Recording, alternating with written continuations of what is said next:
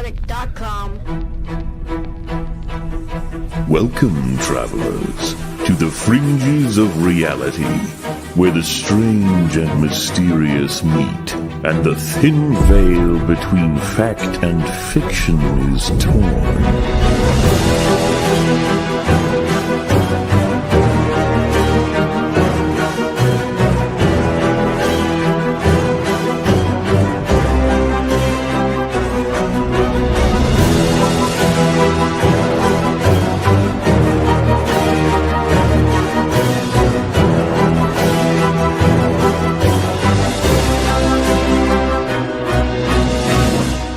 Welcome to the Forbidden Frontier.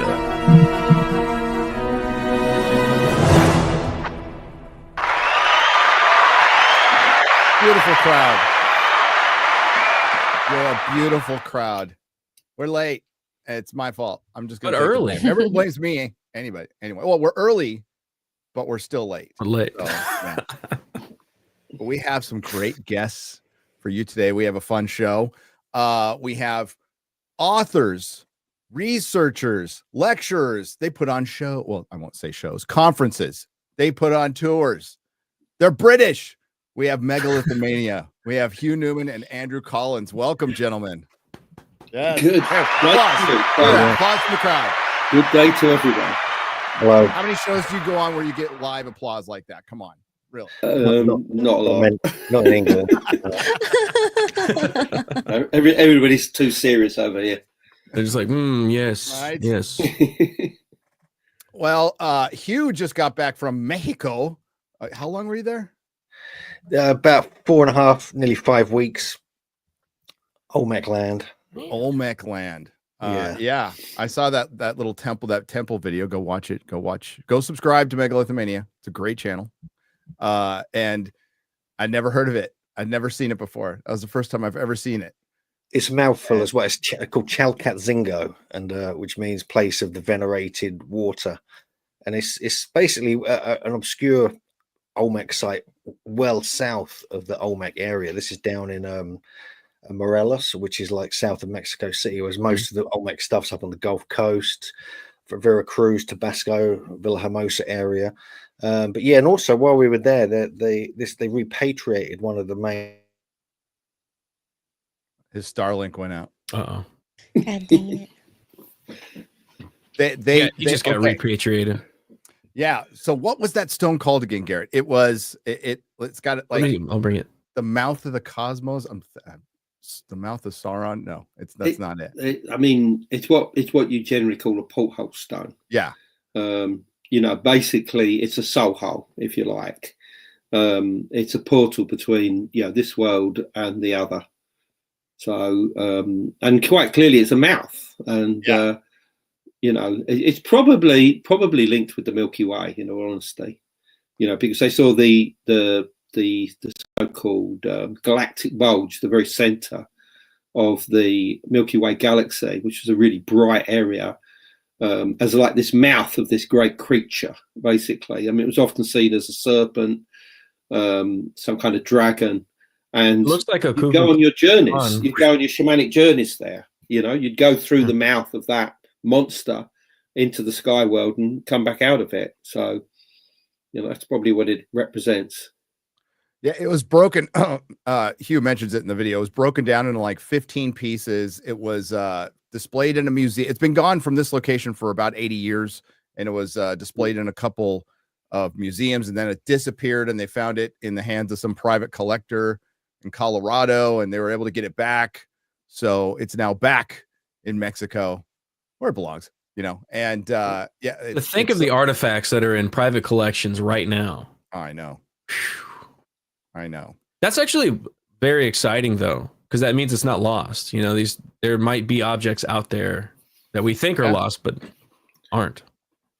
Trouble is, a lot of it's bought on the black market. Yeah. So they cannot publicize the fact that they've got it. Yeah. I mean, people that have got things, legally, are quite happy to lend them to museums and, quite literally, put them out on loan. But if they've been bought illegally, which is something that happens a lot, hell of a lot, particularly in South America, then essentially they're lost to science, really, which is a shame. It is a shame. And again, yeah, they broke this thing down into 15 pieces to smuggle it, which is unfortunate, but they were able to put it back together. And we'll get Hugh back in a second. Garrett, cover me. I am so unprepared for the show. I'm sorry, Andrew. Okay. What am I covering? Get something. So are we you just you have a PowerPoint presentation. We're going to go over a bunch of stuff. Göbekli Tepe, Karahan Tepe. I'm assuming we usually go over a lot of that. Stonehenge as well. Since he's very close to it, and we went there when we were in the UK. Saw it for like the briefest of moments. Didn't get the full breadth of it, but yeah, I'm excited to see what you guys get ready. Well, I mean, Stonehenge is somewhere that people have been trying to work out what was going on there for hundreds of years. I mean, as you can see on this slide here, was Stonehenge a place where the Druids worshipped the sun, a place to venerate the dead, a cattle corral, and honestly, that has been proposed, a healing sanctuary, and this was proposed just before the 2012 Olympics in London, because I get the feeling that they didn't like the idea that on all of the promotional guides it says that this is a place of the dead. They wanted to make it a place of new age spirituality. So they came up with this whole idea that it was a healing sanctuary. Now, I'm not saying it's wrong, but it's just one of many, many different things to do with Stonehenge itself. And I mean, the big news, obviously, at the moment is the fact that the altar stone there, which is this 16 feet long slab made of something called micaceous sandstone, which is like this beautiful sandstone. It's a grey-green colour. That if you look at it, it looks like it's full of stars. And it's this huge slab, about 6.5 tons. This, which has always been recumbent and is now actually hidden beneath 2 fallen stones there, they now know that this came from northeastern Scotland, possibly even the Orkney Islands, which means that it must have gone on a journey over 500 miles from northeastern Scotland. Wow. To Salisbury Plain, which is where Stonehenge is located in southern Britain. And the question then becomes, what the hell is it doing there? I mean, why would you bring a huge, great stone like that all the way from northeastern Scotland and place it, somewhere in the middle of Stonehenge? Now, we knew that the blue stones, the so-called blue stones, which are actually these hard volcanic rocks, generally made of 2 rocks, something like spotted dolerite is one and rhyolite is the other, but they're like blue in colour. They've known for a while that they come all the way from West Wales. That's about 170 miles away to the west, obviously.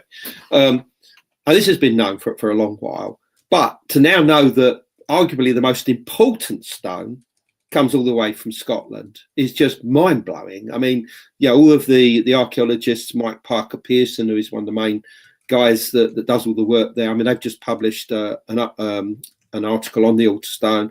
I've published my own monograph on it that's available because, people want to know, I mean, why? What's going on there? And I think the answer for this, you have to look at places like Göbekli Tepe.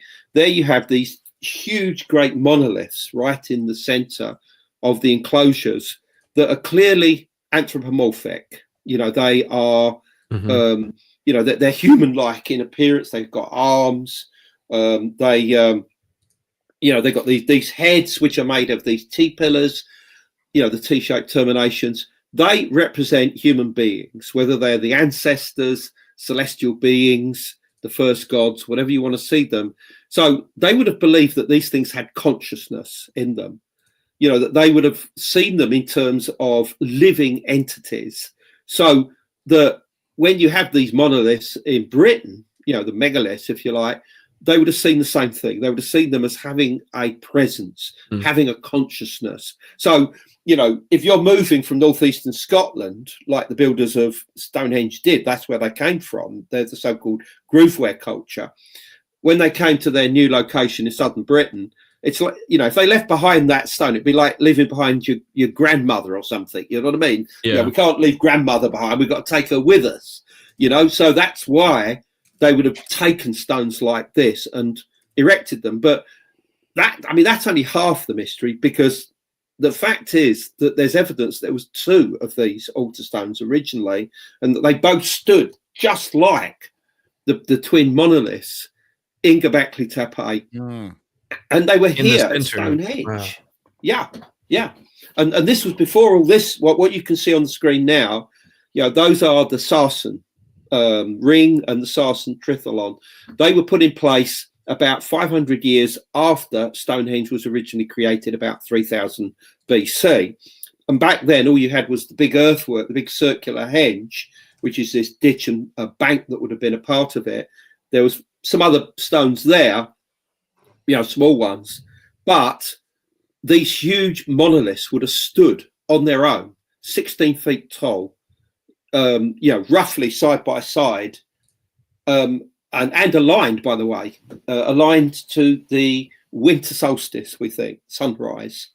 And that's opposite end of the year to the summer solstice, sunrise alignment, which is the most well-known one associated with Stonehenge. So this was all going on in 3000 BC. Then they build what you see on the screen now, and it gives it this this classic iconic signature that we know. But there was so much going on at Stonehenge even before 3000 BC. In fact, the earliest components of it probably go back to about 8000 BC.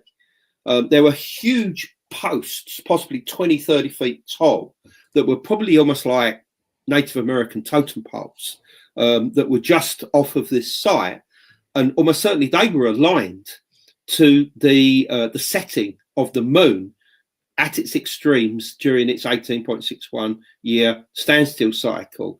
And that's just one. We know that there are several other sites in this area that were also of special interest as early as 8000 BC, and that makes it contemporary with Göbekli Tepe and Karahan Tepe in southeastern Turkey. So you have to then start asking yourself, is there any relationship between what's going on in Britain and what's going on in Turkey? And I think the answer is absolutely yes. Definitely there was. Whether it's direct or indirect, we don't know, but it's exactly the same type of technology. There's so much sophistication going into these as well, with mathematics, geometry. Certain numbers keep cropping up again with the amount of stones that they use for each different ring. 29, 30. All connected with the sun or the moon or whatever. It's just an extraordinary place.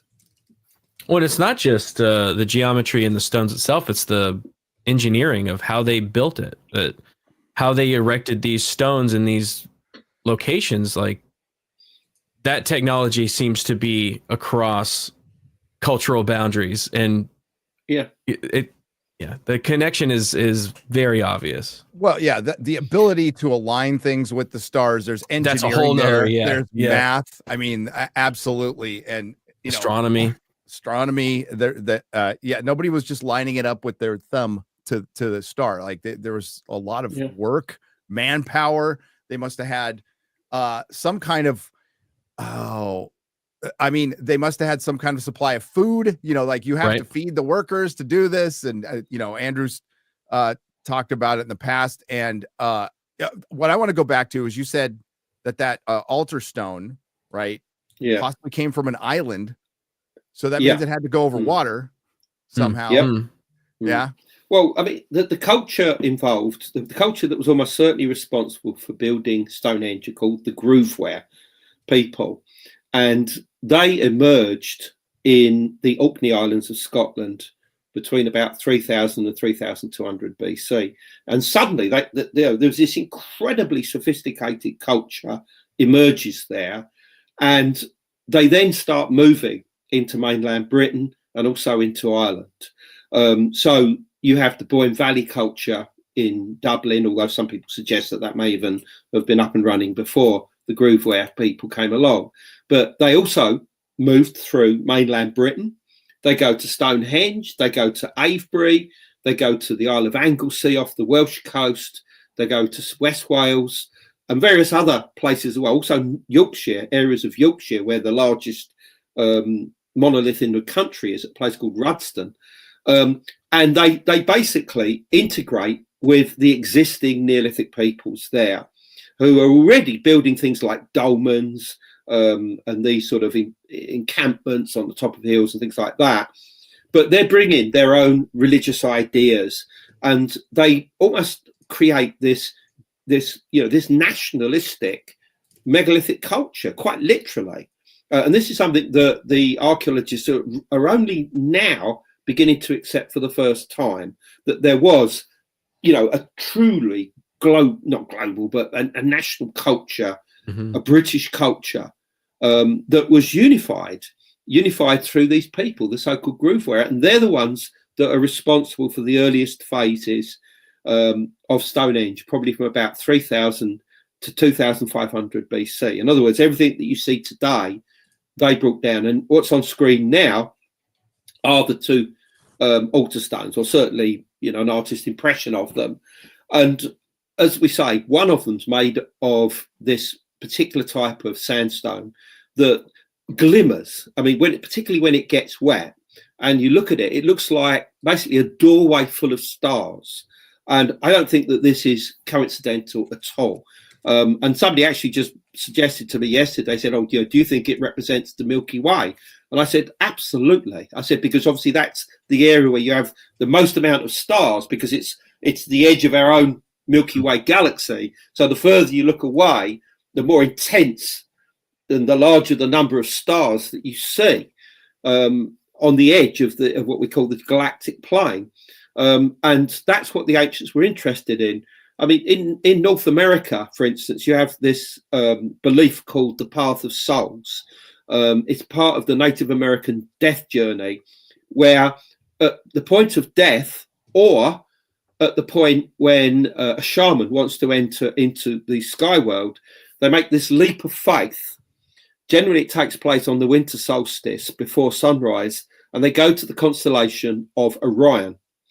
And they hit that, and then they journey along the Milky Way towards another location, and that is the constellation of Cygnus, also known as the Northern Cross, which in Native American tradition was seen as a birdman.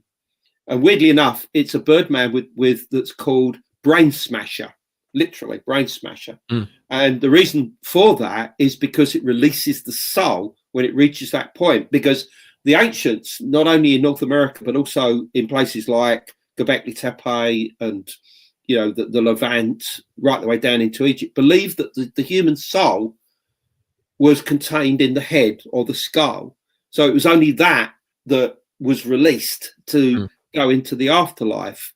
And when this reached a certain point, when it got to Cygnus, what happened was that the skull would quite literally open to release that, the actual soul, so it would go into the afterlife.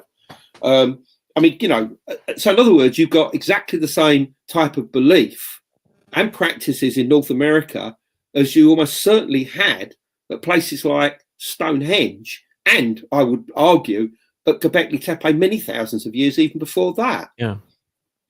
It's almost like this is a directional portal where we're pointing towards a certain direction and then release your soul in that direction at the right time. It's like what these sites are for, almost. Yeah, that's exactly what they're for. I mean, people have this vision that places like Stonehenge, or Native American medicine wheels, things like this, are purely for ceremonial functions, particularly at the solstices or the equinoxes. But they're not. They are quite literally what we'd call consciousness portals. They are designed specifically to allow the soul to leave, the body and enter into these other worlds. And they generally considered that there were three worlds out there. There was our world, obviously, the Middle Earth, if you like, the middle world. There was the sky world or upper world, and also the lower world, or some people would call the underworld, or even hell if you want. And you could journey between these three worlds, and that these three worlds existed in something that was known as the cosmic ocean. or the primordial void, or the primordial waters that existed before the universe even came into existence, and that then, you know, entities that pre-existed all of this, one or more, then create something like a cosmic egg that then breaks open to create the vault of heaven, create the earth, create the lower world. And obviously, you know, we live in the middle world, of course, but we still have access to these other worlds as well, which are probably very similar to our own. You know, I mean, when we say we're going into the afterlife, I mean, you know, that's almost a sort of Christian concept in a way, you know, the idea that there's a heaven waiting for us. I mean, that's so oversimplifying everything. I mean, because the ancients believed that there were three worlds, three interconnecting worlds. Again, in the Americas, it's there in Anatolia around in Göbekli Tepe with its Pillar 43. It's there in Vedic Indian tradition today.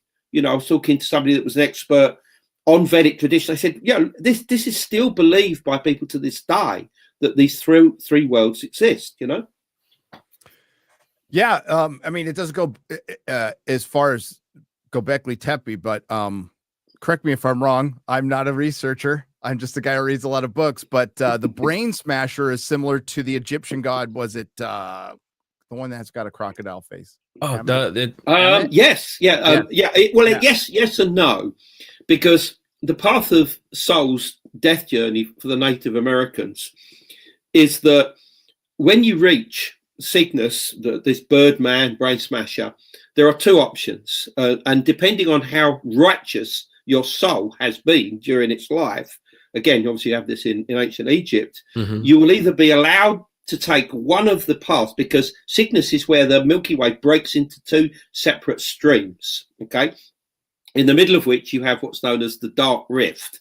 Now, the Dark Rift was seen by many ancient cultures was like a road into the afterlife. The Maya, for instance, have this tradition. They call it the Black Road, Zilbalba, the Road of Zilbalba.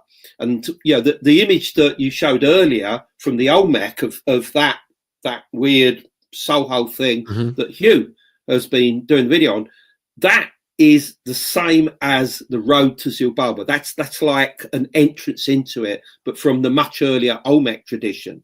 Whereas obviously the Maya at a much later date continued the same type of ideas.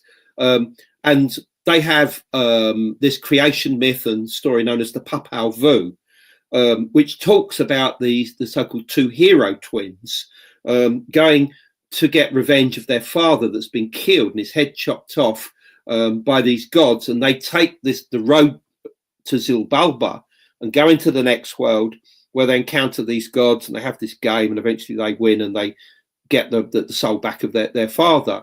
And they have to take this route. They would have had to go through holes like this to achieve that. I mean, you know, if they were real people, that was.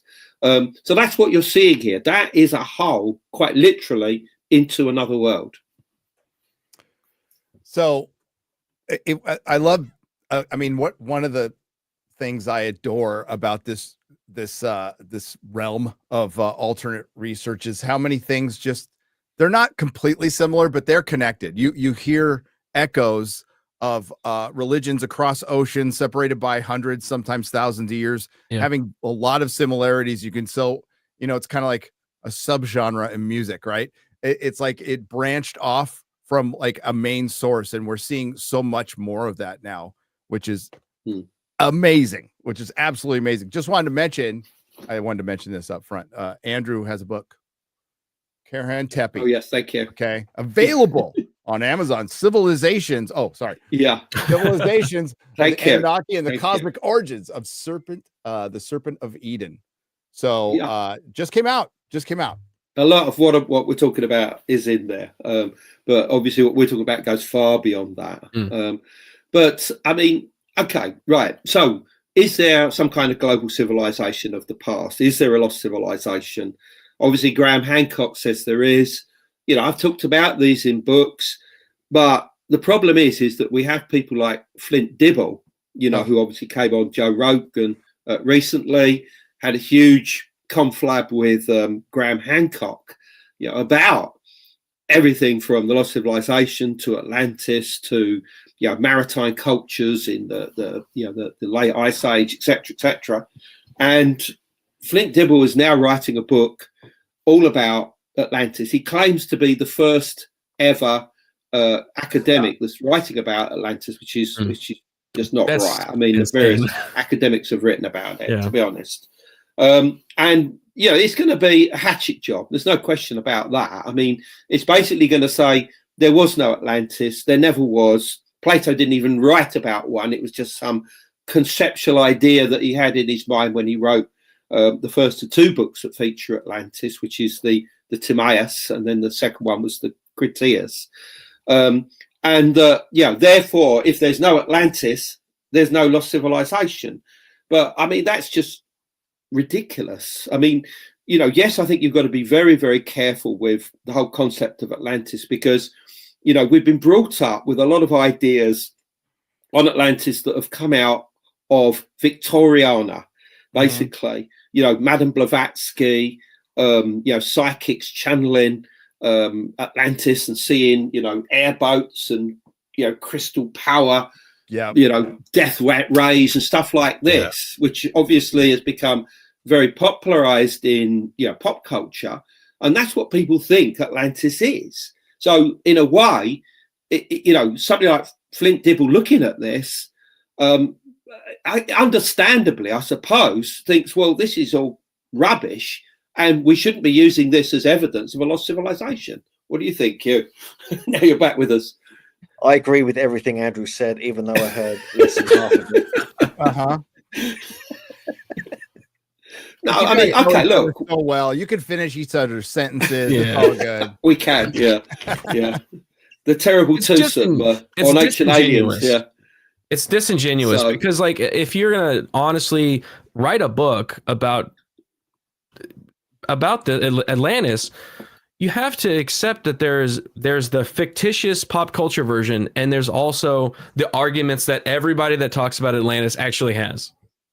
And to disregard that, which I'm sure he will. That's what we fight in this, and that's what you guys fight in this field every day. We like to talk about ufology, which has so much more bullshit, and that you can obfuscate things, and it really does poison the well.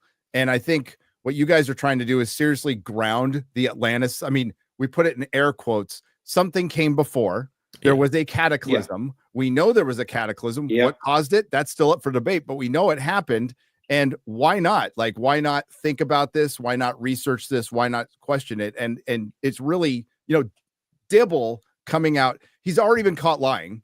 Like a couple times on so he's caught in 4K, man. Yeah. We have a liar coming out there, and were his lies on purpose, or is it lack of research? I think probably a little bit of both, but I think it was just through lack of research. He just came up with stuff that maybe he had a couple of students look up for him, and like put Graham on the spot, and then later on it was found out he was full of shit. Yeah, and now he's gonna write a book. I mean, it's just gonna play to the skeptics, and so they can poison the well on Graham more, and you guys, all of you guys, like that's their whole point. I mean, and the book will be a New York Times bestseller. There's no question about it, because he'll have a platform to launch it.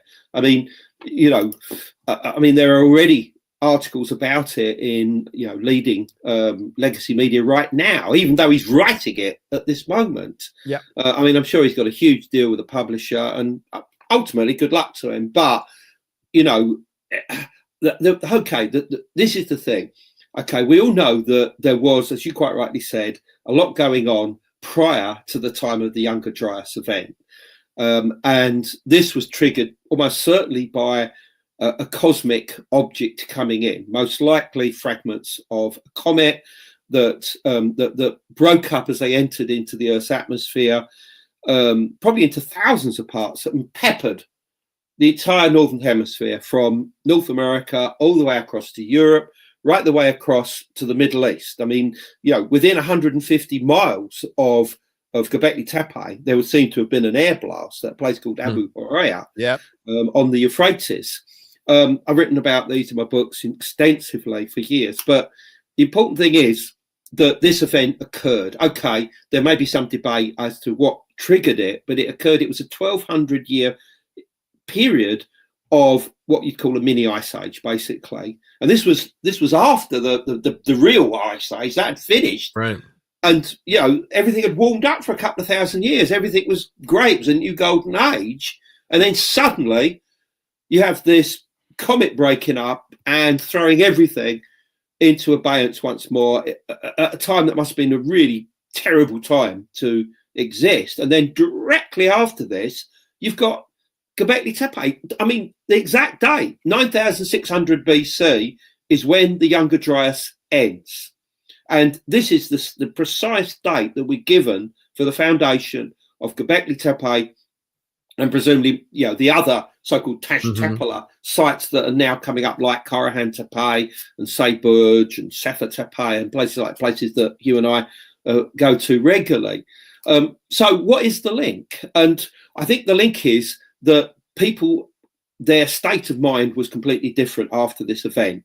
And there's a visionary writer by the name of Barbara Han-Clough, who does some great books, and she did a book called Catastrophobia. And the term is an incredible, this should be in the Oxford English Dictionary, because what it described was the state of mind of people after this cataclysm. In other words, it had gone away, but they were still in a state of fear every time a comet appeared in the sky. And of course, there was no shrinks back then. So who do you go to? And you go to your local shaman, don't you?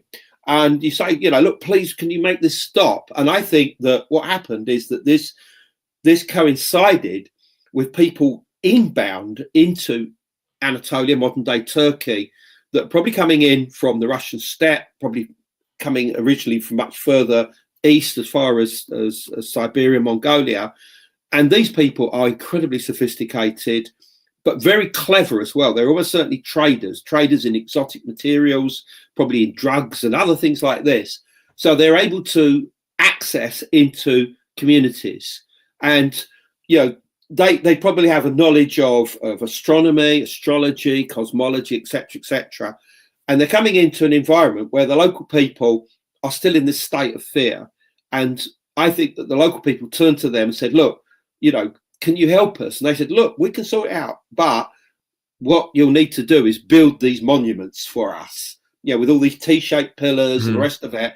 And this will give us easy access into the sky world that we've been talking about to deal with the supernatural creatures that were seen as responsible for this type of cataclysm. I mean, we're talking tricksters like in America, you've got the coyote, or the wolf. But in Europe and the Near East, it was the fox. The fox was the big trickster.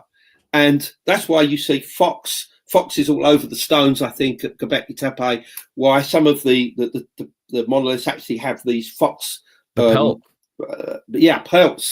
And there's comet symbols above them. What's interesting is that in the 16th century, one of the religious missionaries in Mexico was there when I think it was Halley's Comet, came into the sky, and the people were in a state of fear still. And the priests went away, came out wearing fox pelt loincloths, as well as I think possibly a jaguar pelts as well, but definitely foxes. And they then went into a trance. They went into altered states. They did rituals, and they came out and said, "Don't worry, there's not going to be a cataclysm," because they connected with these supernatural creatures to appease them or tell them to go off somewhere else or whatever. And that is what I think was going on at Göbekli. I mean, it's not the only reason it was created, but it was one of the reasons. Yeah, I love. Well, I don't love it, but I really believe in the concept of catastrophobia. When something, I mean, just think about in American culture, the assassination of Kennedy and how much that affected a generation. 9/11. That was 20 years. 9/11. How much it affected. Yeah. So put this on a global scale. Most everybody dies. A lot of your game dies. A lot of stuff that saw you as game dies. Like all these big things die. And it's hell for 1,200 years, but a lot of the research is like the actual destruction started over a couple of days, couple of weeks, not like super long, and then the effects afterwards lasted that would absolutely be written in our DNA. Like that PTSD would be written in our DNA to this day. But we still have got it. It's still there. I mean, there are some cultures in the world to this day that every time a comet appears, they have to hide or do rituals. It's the same, obviously, with eclipses, as we know. There is this fear that something bad will happen when these celestial events occur. And if it's happening now, it was definitely happening 10, 11,000 years ago. Yeah, like put your feet in the shoes of somebody that's living back then. They're so connected to the galaxy and to the stars at night and seeing the sky every single day. And then they see something that's like a asteroid, a comet just coming in, destroying everything, and then their whole life changes. And everyone's life after that, every generation for hundreds of years. But they're okay. So this is all fine. We're all in agreement, and I'm sure many of the viewers are as well, that there was something going on in the past. The Younger Dryas occurred. There was knowledge that was passed from before that down to places like Göbekli Tepe. And the memory of Göbekli Tepe lingers on in Hebrew myths and legends as the Watchers, the Nephilim, in Mesopotamian myth as the Anunnaki, who, in my opinion, were not space beings, I'm afraid. Anunnaki is a late Babylonian term. The original term was Anuna. The Anuna was the original name for for these people, and they basically that term Anuna means people of the sky or the sky people. And all right, some might see this as evidence that we are talking about spacemen, but I think it's people with knowledge of the sky. Shamans who are able to go into the sky world, have knowledge of astronomy, knowledge of comets. I mean, it's not that difficult to predict a comet return. I mean, Halley's Comet comes around every 76 years.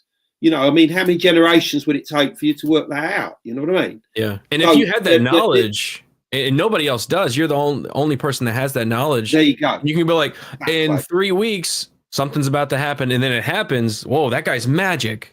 There you go. That's exactly what what I feel and what I've definitely written on that subject. Yeah.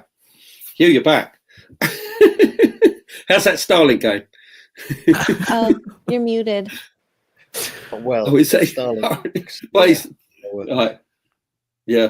It's an teething problems. It's Elon's got a few teething problems. Yeah. Yeah. Hello, Adam. Hey guys. Hi. Doing well. Sorry, my 6-month-old is a lot of fun. We're talking about Göbekli Tepe. We're talking about catastrophobia. And I think how that definitely just absolutely changes a mindset of whatever survivor, and we come out mentally different. That's just like the mindset of humans prior to that catastrophe. Maybe it was more peaceful. Maybe, and now that they're like in survival mode all the time, I think that really set up the civilizations afterwards. And I was listening. Mindsets. I was listening before I joined, so I really, it makes so much sense that it would be written in our DNA. Like, and I love that the Anunnaki is actually just us, from the people that didn't have amnesia, right? They're the ones that were able to retain the knowledge that, hey, there's things in the sky that can kill us. Forgot to tell you. Be aware of it. You should pass that on. Yeah. So, I mean, okay, so all of this was going on, and therefore you have to say, well, where does Atlantis come into this? Because, I mean, so many people believe Atlantis. I wrote a book called Gateway to Atlantis, where I showed that the legends and traditions that Plato almost certainly relied upon related to the area of the Bahamas and the Caribbean, and that the Caribbean was once a huge landmass that was drowned around this time, around 9600 BC, and that prior to this time, almost certainly, this area was inhabited.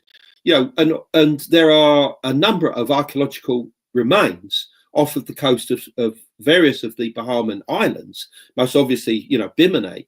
And some of these almost certainly go back to 10,000 BC.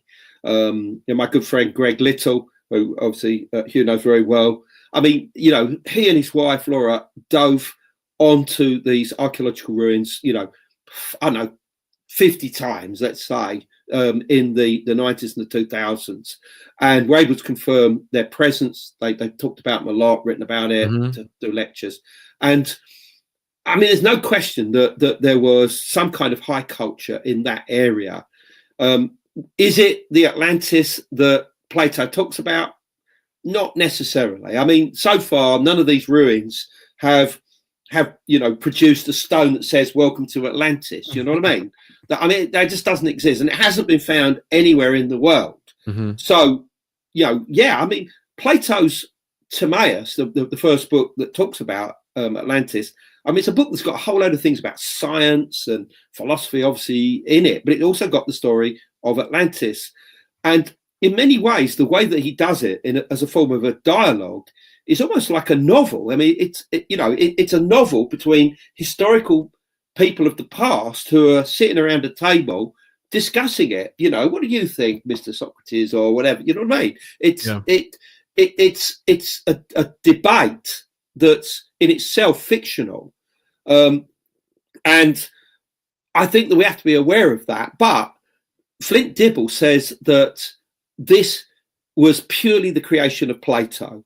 However, what he's not seeing is the fact that there were a whole number of other writers contemporary to Plato that were talking about very similar islands, that they don't mention the word Atlantis. And remember, the word Atlantis simply means Atlantic island. That's all it means. So in other words, it's not like New York or Paris or whatever. It just means the island that is in the Atlantic. So, and that's where a lot of confusion has come, because many other writers talk about this, and they have different names for what's quite clearly the same set of islands. I mean, the main name, and probably the most important, is the Hesperides.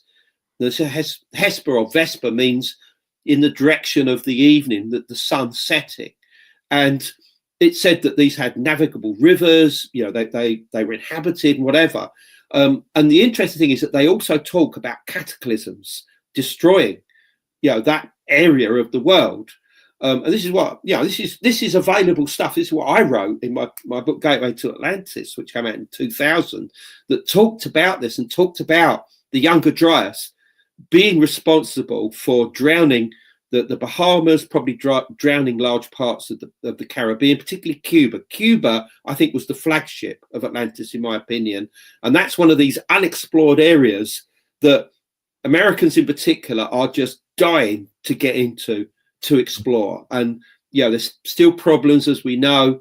You can't get an expedition going and use funds from the United States to do anything there. And Canadians can go there. Brits, I think, can go there, but Americans cannot right now. But when it opens up, you're going to find that there's a whole load of ruins just waiting to be discovered off the coast of Cuba. I can't wait for that.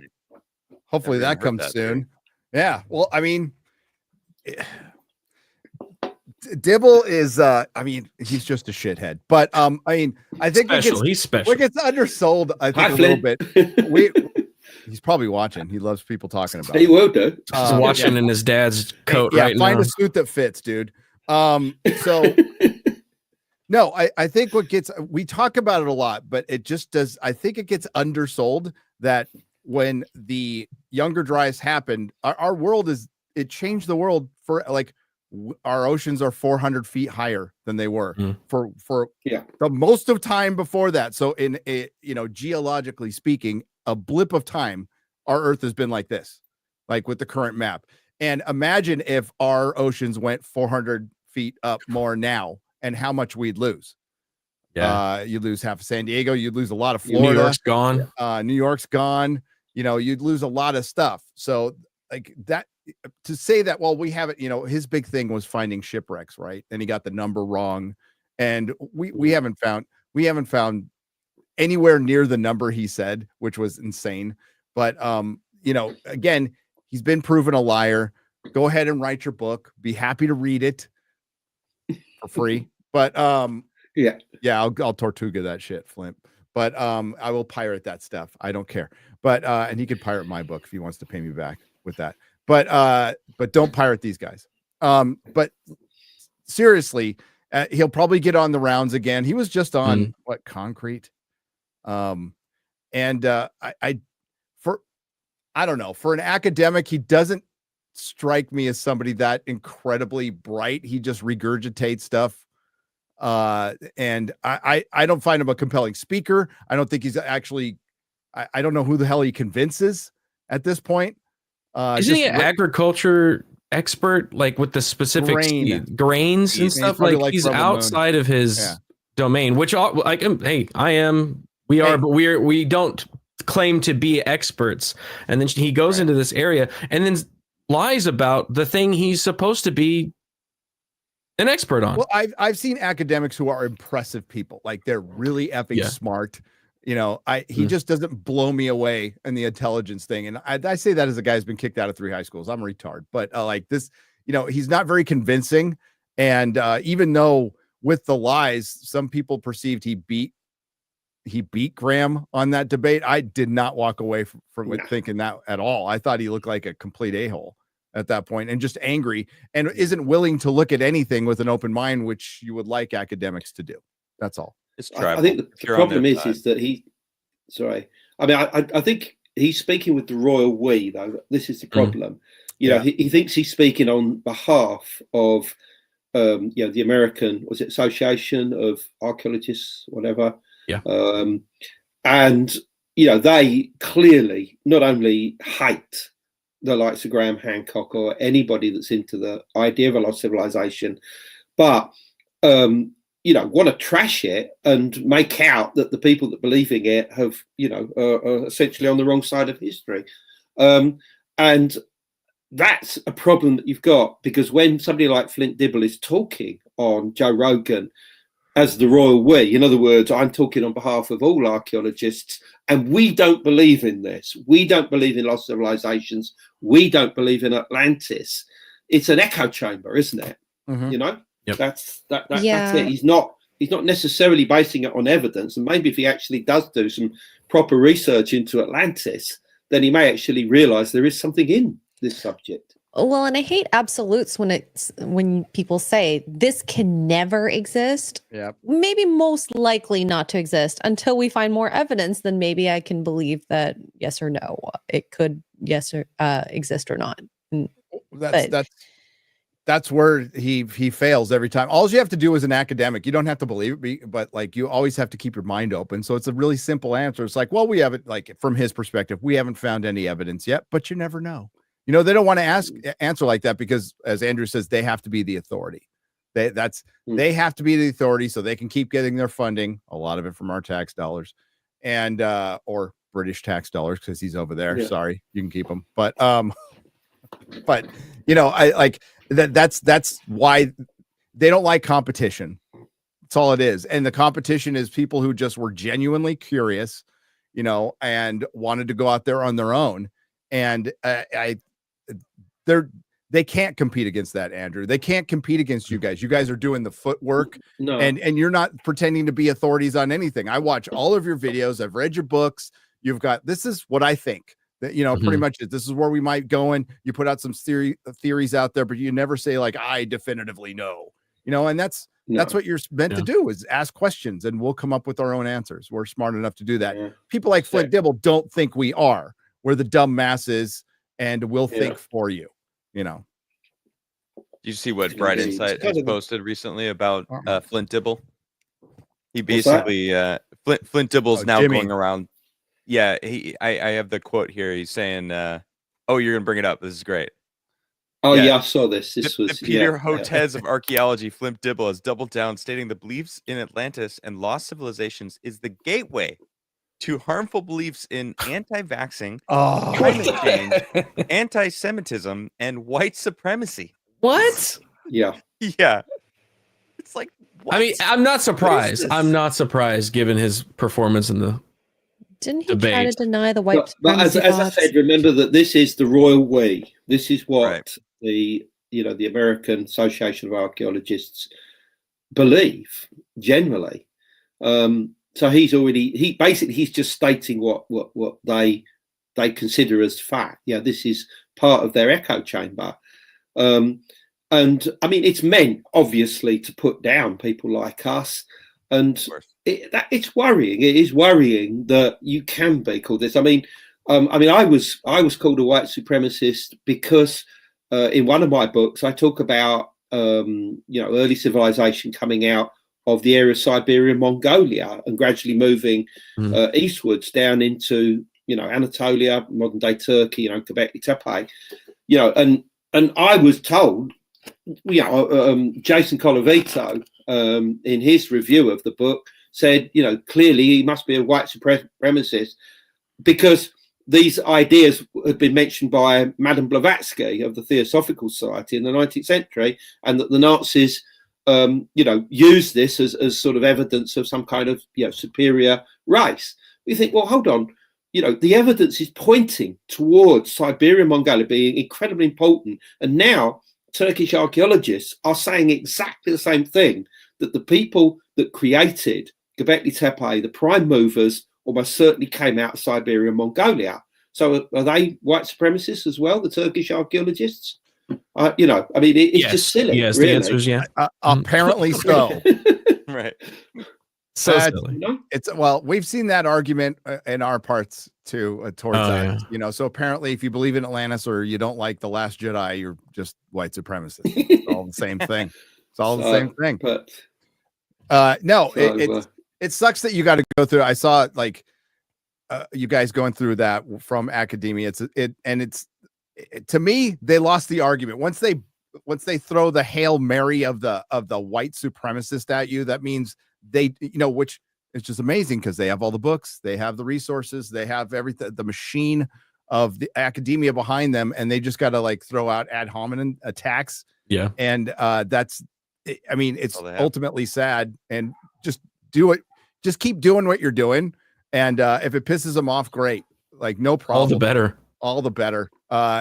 More people will listen to you because, well, for one, you're more compelling to listen to, and you guys take the viewers on a journey. Each video and through a book, you take them on a little journey, and you're not just lecturing and talking at them.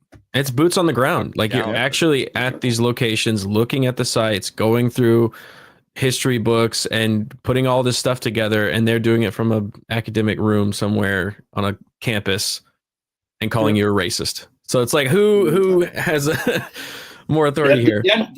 The only thing I will say is I think people need to tone down the Atlantis stuff. I'll be honest, because there is so much rubbish talked about it. To use it as the sort of the answer to everything. Oh well, the lost civilization came from Atlantis. That's so oversimplifying things. We now know that our distant cousins like the Neanderthals, the Denisovans, and probably others as well, probably even Homo erectus, were incredibly sophisticated. And once we interbred with them, we adopted their legacy, all of their technologies, their ideas, their innovations, probably their knowledge of the stars, the movements of the celestial bodies, and carried that with us. And that was now ours. We were carrying their legacy. And some of that, I think, forms part of what you would call this lost civilization. We need to be aware of that, because to suggest that it all comes from, some island somewhere out in the Atlantic, whether you see it as Bahamas and the Caribbean, whether you see it as somewhere like the Azores, it is so oversimplifying the idea of a lost civilization. So we've talked about it before. I feel like it's more likely that there were multiple civilizations going on, just like we have today. Just something massive like a cataclysm came in and wiped it all out, and there's just the remnants kind of picking up the pieces across the way. But there was not just one island that had all the technology, all the knowledge. It was more dispersed around the world. It just makes more sense to me. I think that what happens is that high culture, flowers opens like a flower in a certain area of the world for probably a few thousand years and then closes again. And then another one will open somewhere else. And then that will eventually close. And all right, there may be similarities in what they're doing, there may be crossovers, culture and ideas, but they're different proto-civilizations in different parts of the world. And that, I think, is what existed at the time of the last ice age and possibly even earlier. And of course, what emerges out of this is the first post-ice age civilization, and that's Tash Tepele. In other words, the term that the archaeologists are now using for places like Göbekli Tepe, Karahan Tepe, Seyburge, Sefer Tepe, and the dozen or so sites that are now, I mean, Hugh refers to it as a super civilization, and I mean, that's almost the expectancy that we're going to keep uncovering even more incredible stuff that's going to show that what was going on at Göbekli Tepe was probably even more high culture than, let's say, the early stages of Sumeria, Sumer, down on the in lower Iraq. I mean, it's going to be even more sophisticated, and I think that's probably the case. Do you agree, Mr. Newman? Yes, I do agree, Andrew. That was a good summary. But yeah, I mean, I just think there's lots of subtle technologies they were using, which we take for granted. They were, there's evidence of magnetism in enclosure D, Göbekli Tepe, for instance. There's evidence of, like, I've discussed this with Andrew before, even like air conditioning at Navali Chori. There's, bringing in, using different materials in different places.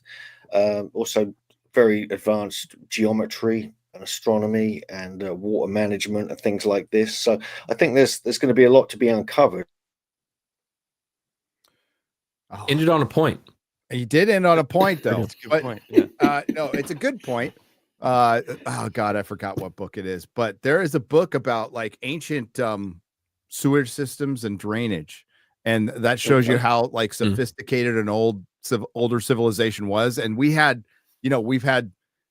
civilizations that have had better plumbing than like modern European going into like the 15 and 1600s that prior. I think going back to what you were saying about like Atlantis is an overused blanket term for something that was greater, that came before a former golden age that could have involved the Denisovans and Neanderthal, and it makes me think of the Cave of Bones, Homo naledi, which was crazy if you watch that documentary. And that's like a little, basically a chimp with a good working brain, but a smaller brain, burying their dead ritualistically, spiritually. And like maybe we got it from them, like it's the nature of consciousness, like, and when that singularity happens, but that goes way back. So I think that's where I was. I don't know. I don't know. I haven't researched enough, Andrew, to have a working theory on Atlantis, but I always think it's not one single thing. It's much bigger and far more complicated than we could even conceive. Kind of like our society is now, and I think we see remnants of it everywhere, but like putting the pieces together is not going to be that easy because a lot of it just got wiped out.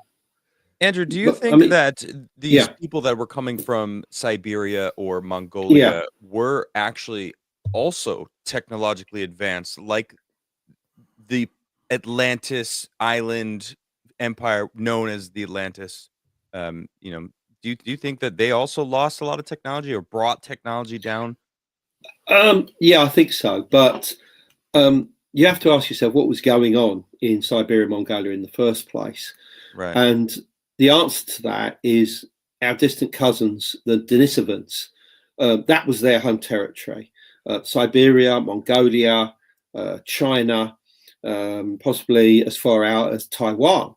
That's where all the evidence, the anatomical evidence of them has been found. And the Chinese recently have decided that they're going to give a name to, all of these fragments of human remains connected with the Denisovans. And they're calling it Homo juliensis. And that means long-headed or big-headed person, basically, which is a really interesting term in itself, isn't it, really? Because obviously it starts evoking the whole idea of head elongation, during much later times.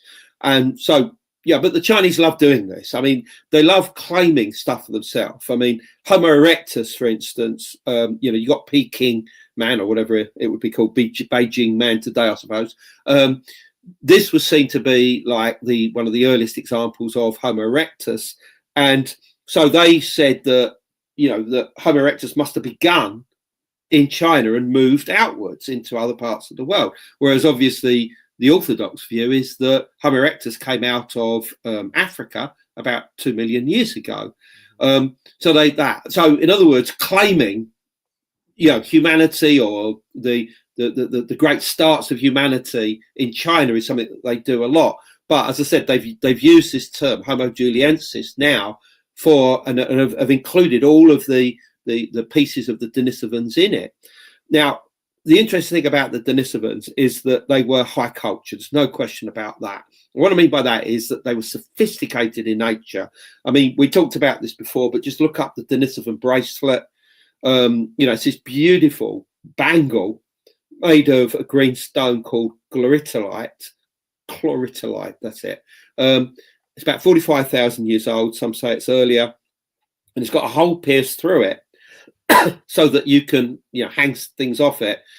And it was drilled, and the speed rate of the drill is so fast it's comparable to a modern day drill. Now, that doesn't mean that they had drills, presumably, but somehow they worked out how to create holes in stone very, very fast. I mean, that's just one thing. They also were wearing tailored clothing because they created the first bone needles to sew. They create the earliest musical instruments in the form of a flute or a pipe.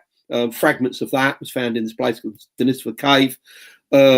They probably rode horses. This was a story a few years ago. They'd found enough horse DNA in the Denisova Cave, which is obviously their type site, to suggest that they were domesticating and may even have ridden horses.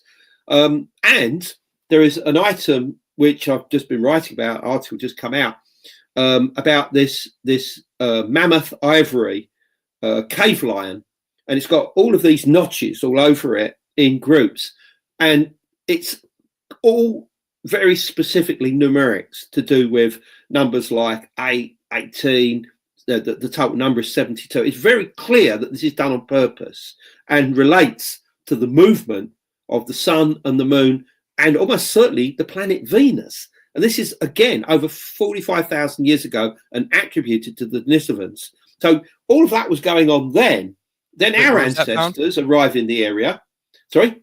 Where was that found? Just in the Denisova Cave.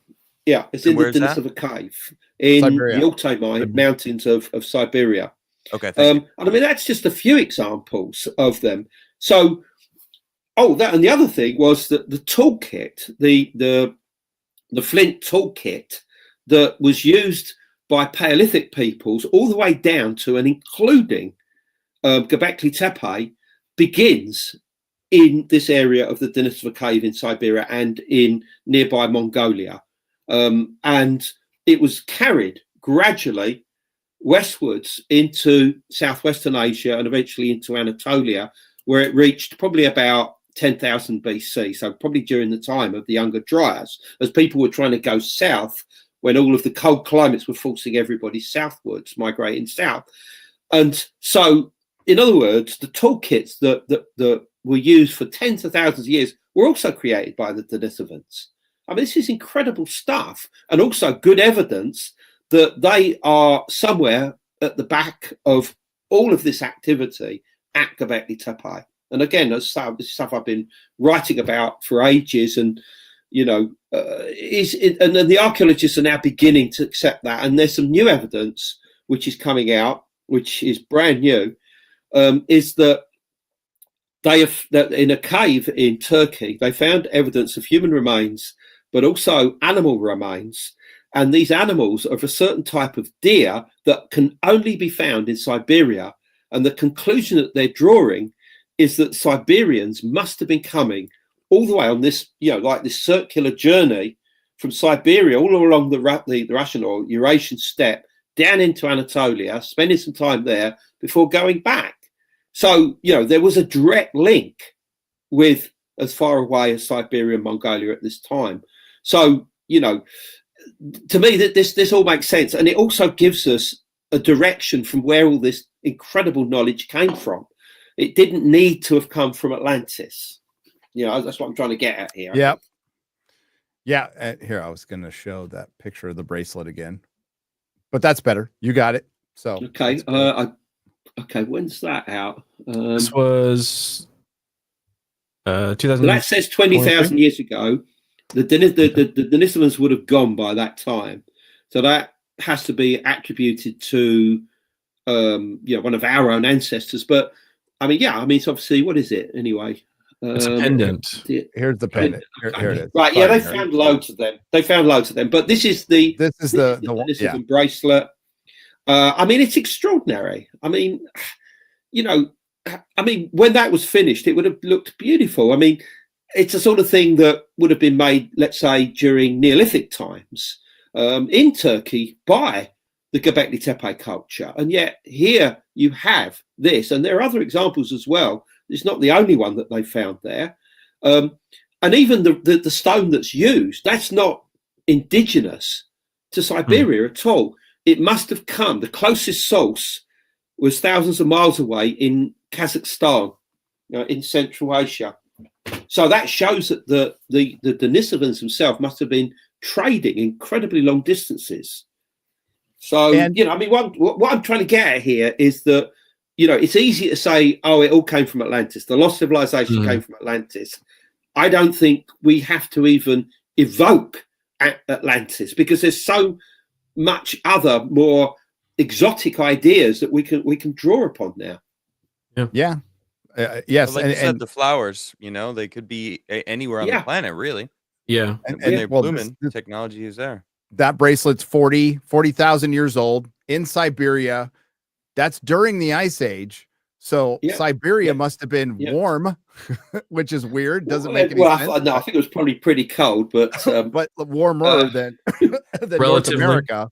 Which was under ice. Yeah. Well, yeah, but the Denisovans had a gene that allowed them to bulk up, you know, like the Inuits. In fact, the Inuits actually have that same gene that must have come from the Denisovans, because it was found within the genome that, you know, that reveals all the different genes that are, you know, there, that create different parts of the body and different systems, working systems.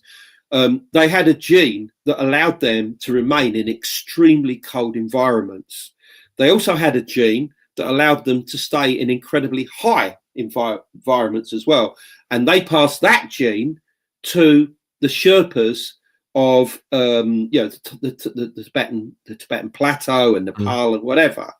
You know, and we know this because we've got those genes, and we can look at the genome of the Denisovans and say, well, hold on, there it is there. But we must have interbred with them, and those genes were passed on. But here's where it starts getting interesting, because the other genes that the Denisovans passed on to us include two that are now associated with autism. And what this means is that these genes are known to trigger autism within people. And I find that really, really interesting, because if you've got these genes where you can live in cold environments, you know, clearly on your own, one presumably, or in small groups, plus very high, it suggests that the Denisovans kept themselves to themselves, you know, and that, you know, in other words, they weren't creating huge cities and cultures, not in a material fashion. They were more keeping themselves to themselves. And that's exactly what autistic people do, as we know. They have problems interacting, social groups, etc. But what we also know about autistic people is that they're incredibly creative.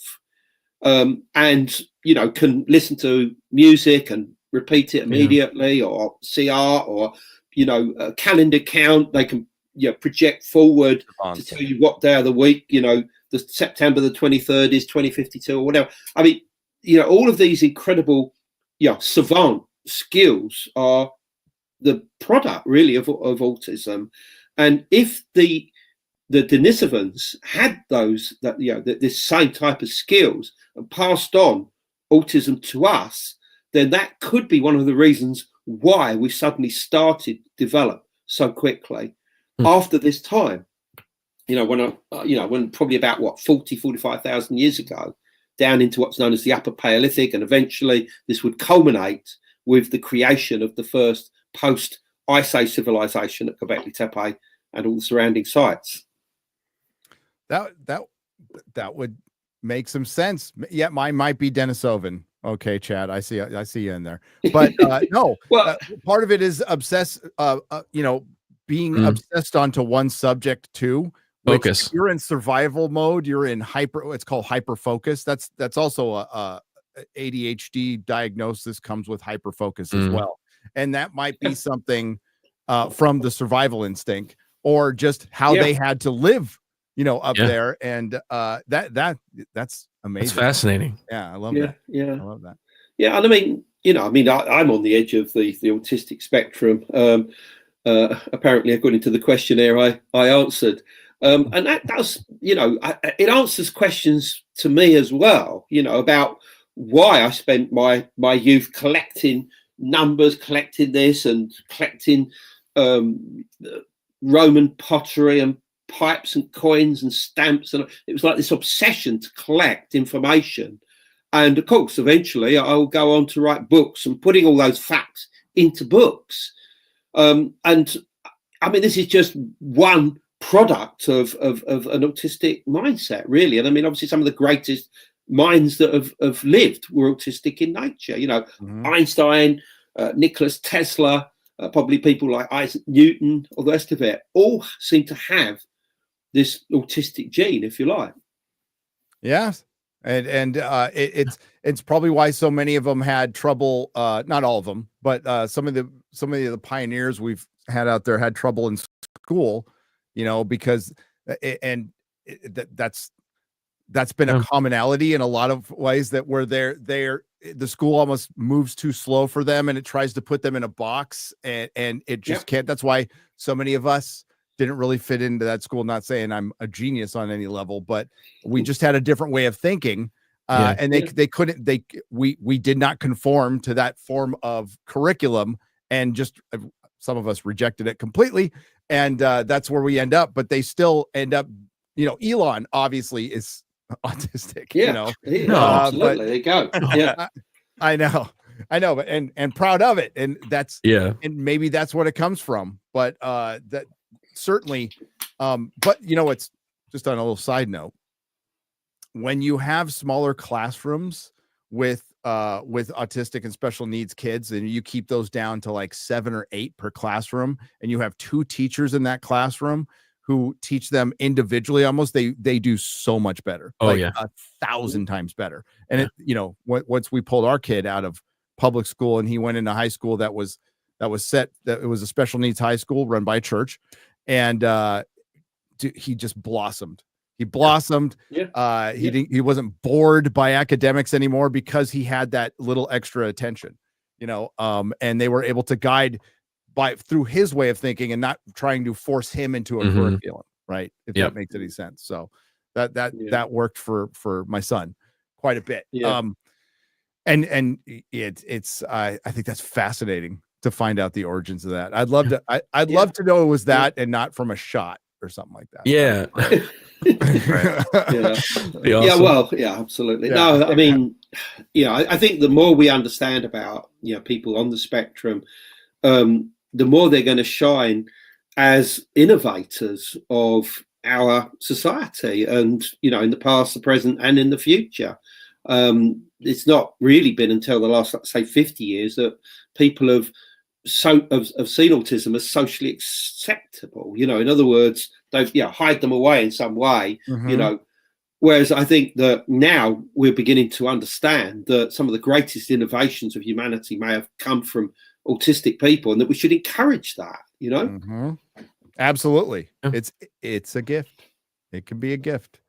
So let's go on to Karahan Tepe, if you want, because you just wrote a book about that. And somebody mentioned in the chat earlier, Andrew, that they said, well, if they found Göbekli Tepe, and we've only so it was found kind of in the 60s, right? And they thought it was just a medieval burial ground or something like that. That's right. It wasn't until in the 90s, they started really excavating it. So in the chat brought up, like, if we're still finding stuff from the 90s, how much is there? Well, they're starting to find out how much is there. Andrew and Hugh have been on this for a long time. They've gotten to know villagers. They've done the footwork before Karahan Tepe. I remember you guys talking about it forever before it was excavated, and you just saw some T-pillars sticking out, and now it turns out there's a whole lot more. Oh, good doggo. Look at that. Oh, there you go. Where's that? Where's this? It's a reconstruction by the Okay. So, okay.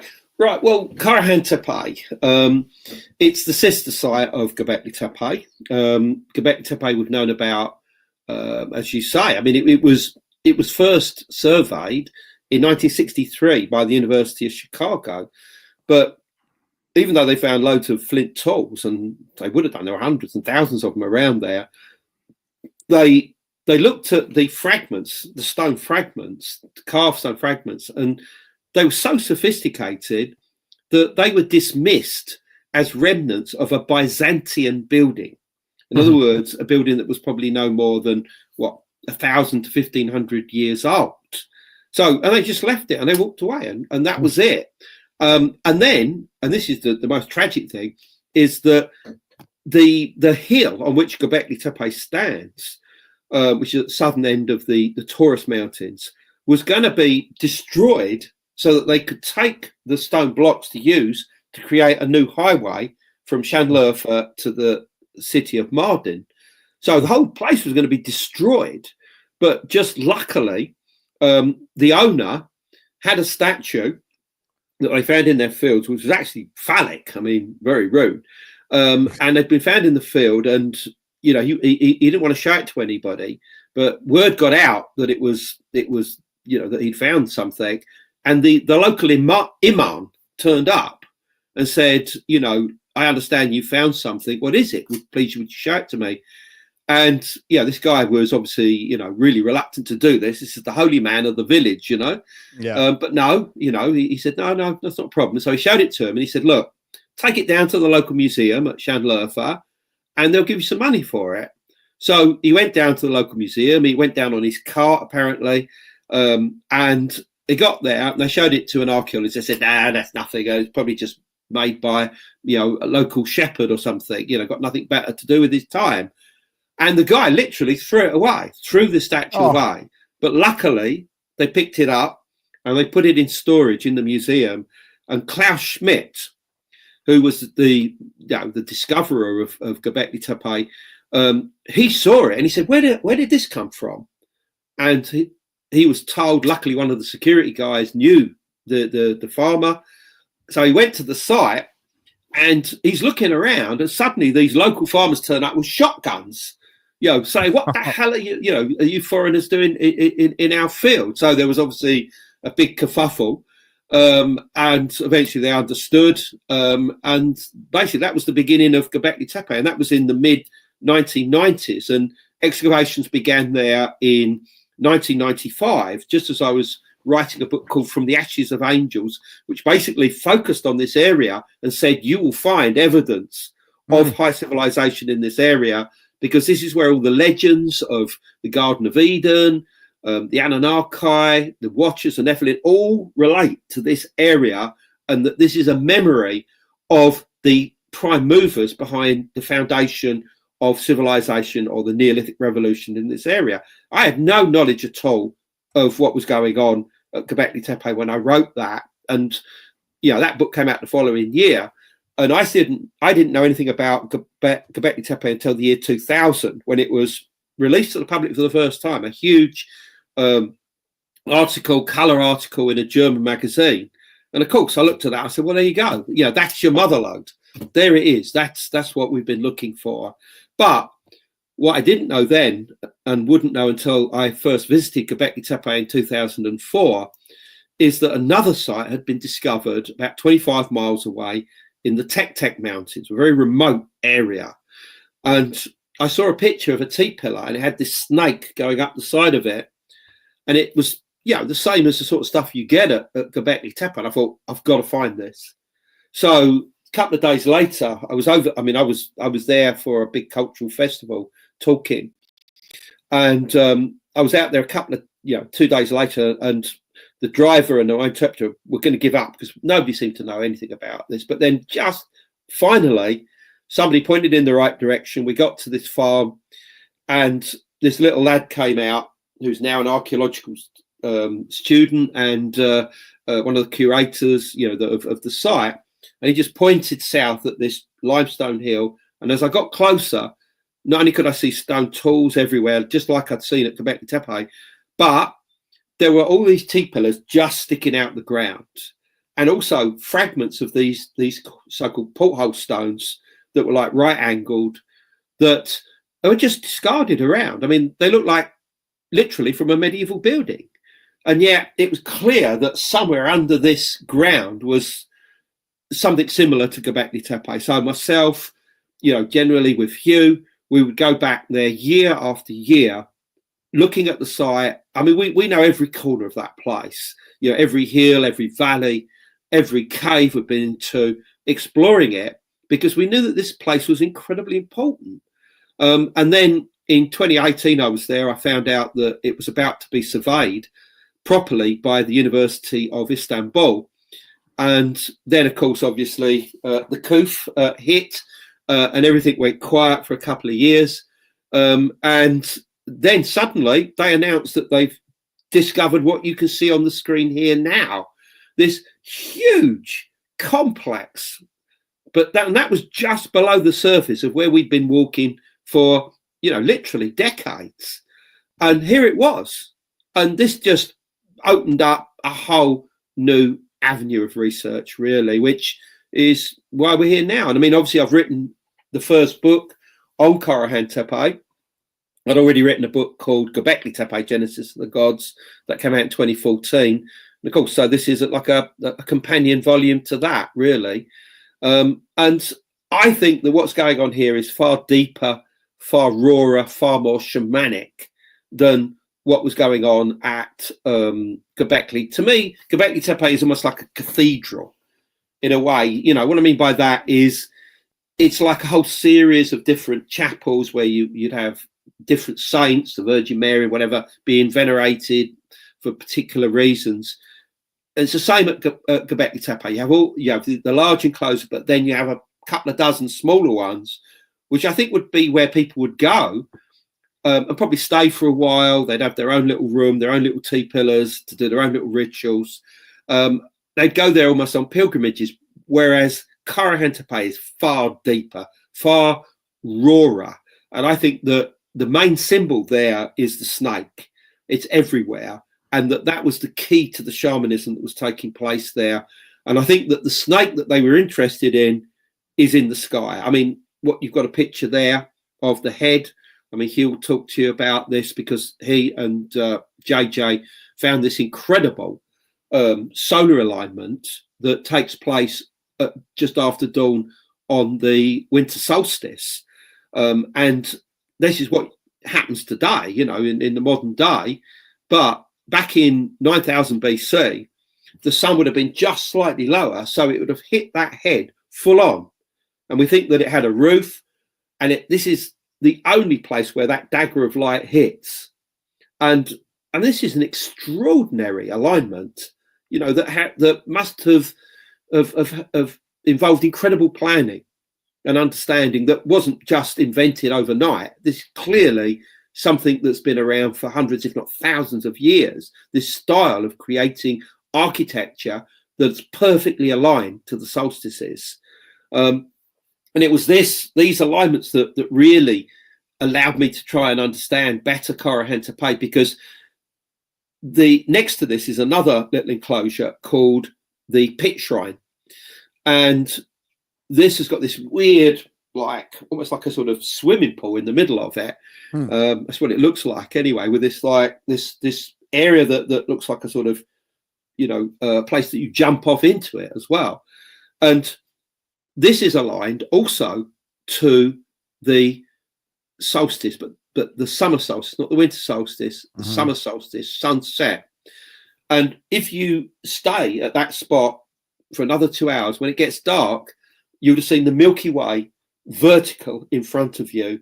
with the dark rift. We talked about this. We talked about the path of the soul's journey, and here it was, actually at Karahan, and right at the bottom you've got the galactic bulge, the mouth of this creature, going all the way back to what Hugh showed with this weird porthole stone that the Olmec one in Mexico. Similar idea, and they were focusing on this area of the sky, on the galactic bulge, the very center of our own Milky Way galaxy, in the area of the constellation mostly of Scorpius, the scorpion, but also a snake. In many different cultures, Scorpius represented a snake. There you go. On the right, you can see that that particular alignment. And I think that they saw this, that the Milky Way as a whole, as a great snake, a snake that encircled the world. And in many cultures to this day, there is a belief that the Milky Way is a snake. It was in Greece, it's in India, it's in North America, it was in the Akkadian tradition of Mesopotamia, it's in South America. So again, you know, we're dealing with something that is pretty universal as an idea, but it's here, 9000 BC at Karahan Tepe. And all of this to me suggests that we're dealing with a very sophisticated understanding of the sky that's already many, many thousands of years old. And I don't just mean a couple, perhaps 30 to 40,000 years. And I mean, some have even suggested up to 60. Deep into antiquity. And that would explain all the serpents we see everywhere. It's the cosmic serpent. Mound. And I think that they were allowing that cosmic serpent to enter inside them and quite literally take them over. I mean, possess them, so that they could give pronouncements, very much like in Greece, you have at Delphi, the so-called oracle, where you'd have a priestess that was sitting on a tripod seat over this fissure or crack in the earth, where the fumes of a dead serpent would rise up, intoxicate her, according to mythology, and the god Apollo would enter inside her and speak, use her mouth to speak. And what she said, you know, this oracle or priestess or Pythia would affect, you know, kings, kingdoms, even the gods themselves. And I think that something similar was happening at Karahan Tepe, but in a much more shamanic, rawer fashion, basically. And I mean, obviously, what you've got here on the screen on the left, you've got a porthole stone. That's the porthole stone at Göbekli Tepe in enclosure D. They found this big boar only a couple of years ago on this altar that was just out of reach. I mean, that it was still covered over with dirt and rubble, and they only found it, you know, a couple of years ago. And that boar almost certainly has the same role as Brain Smasher or Skull Crusher, whatever it is, in the Native American tradition. He's got a skull. He's holding a skull in his hands. You can't really see it too well on this picture, but it's almost like he's doing the same thing, breaking open the skull to release the soul so that it might go on into the afterlife. It's no coincidence that that boar was found directly beneath this soul hole, you know, this that leads from this world into the next. You've also got here, what have you got? You've got the vulture that was found in the new enclosure that was uncovered on the top of the hill at Karahan Tepe in 2023. The vulture was the symbol of the psychopomp, the carrier of the soul from this world into the next, and of course back again. And the reason why it was so important is because these people would put the bodies of their dead out on high places. The vultures would come down, they would peck them clean, and at some point it was considered that the vultures would take the souls away with them. So that's why the vulture became the symbol of, you know, the psychopomp, the soul carrier. And then on the right, you've got this incredible giant statue that was found next to this vulture. And this, well, I mean, quite clearly, it's quite, you know, lewd, if you like, but I don't necessarily think it's to do with fertility or male prowess. I think it's to do with energy. energy which in Vedic tradition would be called Kundalini, or the chakras. The idea that your inner power, which would have been seen in terms of almost like a supernatural power, rises up from that area of the body, through the body, into the head, and obviously into the crown itself, almost like a serpent, a snake rising up inside you. And the reason that this was important to show that you had the power is because it showed that you had control over your environment, control over the animals, control over the people around you, control over, the wild animals, stuff like that. And this would have been seen as a supernatural power. Now, it's something that we don't really understand today, but even till quite recently, there were people in places like the Philippines who had this ability to quite literally point and create fires, or to generate this energy from within them that would rise up, where if somebody touched them, they get an electric shock. And it was all a power that they felt raised up from what the Vedic people would call the base chakra, up through the body and through into that. So when you have these statues where they've got their hands around to their navel or their private parts, this isn't simply a male prowess thing. It's about saying, I have the power. I have the and the myth out there that part of our brain is down there might be true, ladies. Okay. Might well, I be think true. it is in most of us guys, I'm afraid. Yeah. Yeah. No, that's so before you go, there you go. That's a skull. That's a skull. That's a skull. Yeah, I mean, all right, it's quite sort of abstract, but it's a skull. And there's me saying probably that very thing, my arm there. And it's the brain smasher, the Göbekli Tepe version. Yeah, it is. Yeah. It's exactly the same idea. That it's the releasing of the soul from the skull. The Egyptian thing, I think I was mixing up with the Soul Eater. But in a way, it's very similar. It's very similar, but the idea of the Native American death journey is that either the soul goes into the afterlife, or it's cast into oblivion and eaten by a monster that's symbolized by the stars of the constellation of Scorpius. So that is your monster that will eat souls, and it's the same in Egypt. You have this creature called Amat, basically the soul eater. And if the soul has not been righteous, it's weighed against the feather of justice, of truth, the feather of Mart, M-A-A-T. And, if it's not perfectly balanced, then I'm afraid that's it, into desolation. Yes. So with that, we've all got to be good in this life. Yes. I'll try. Still time. Yeah, I'll try to be too. Hey, so there have been some tunnels found in Cusco, which we were all at, as you know, like a few months ago. Yeah. Just at, but could you tell us a little bit? This is new. We don't know who made them, and I guess there's some debate over it. But still, the fact that they're there and they're huge. Well, they've been known about for a while, or certainly the ends of them are. Yeah.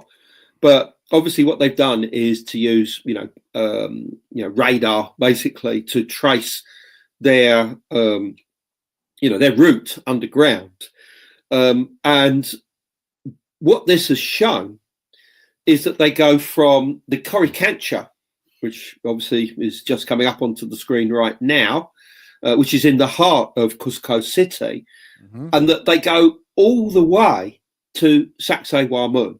The incredible structure with these, multi-sided polygonal blocks that's at a site of its own. And obviously here you've got the sensing, you can see what they were doing, how they were able to trace this. And they can explore a small part of it at the moment, and I noticed various reconstructions online which look pretty cool. I doubt very much if they've explored much of it yet, because I'm sure parts of it are blocked. But the question easily becomes who created this. You know, all right, it's there, but who created it? Is it Inca, or is it pre-Inca, or is it something even older than that? Something that may go back, I don't know, let's say 10,000 years. And I think the answer is, at the moment, we don't know. But it all begs the question once again of who created Sacsayhuaman, who created the Coricancha, and was it the Incas? The answer probably is no, because their style of creating stone blocks was much different to what we see at places like Sacsayhuaman, Ollantaytambo, Machu Picchu as well. You know, the Temple of the Windows, all the rest, incredible place. You know, that you have possibly a 3-tier activity here, and the question then becomes, where does these tunnels fit into it? And my gut feeling is that they are pre-Inca. I think that's all I can say from the stories that are coming out right now. Yeah, and this is definitely one of those. When you see it, we see pictures, but until I got there and saw the you could see 3 distinct methods of construction I'll use for the stones, and they are completely different. You could see one that's emulating one for sure, but either it was a high civilization that completely degraded over thousands and thousands of years, or there were different ones, and they found that stuff there, and that's what I believe.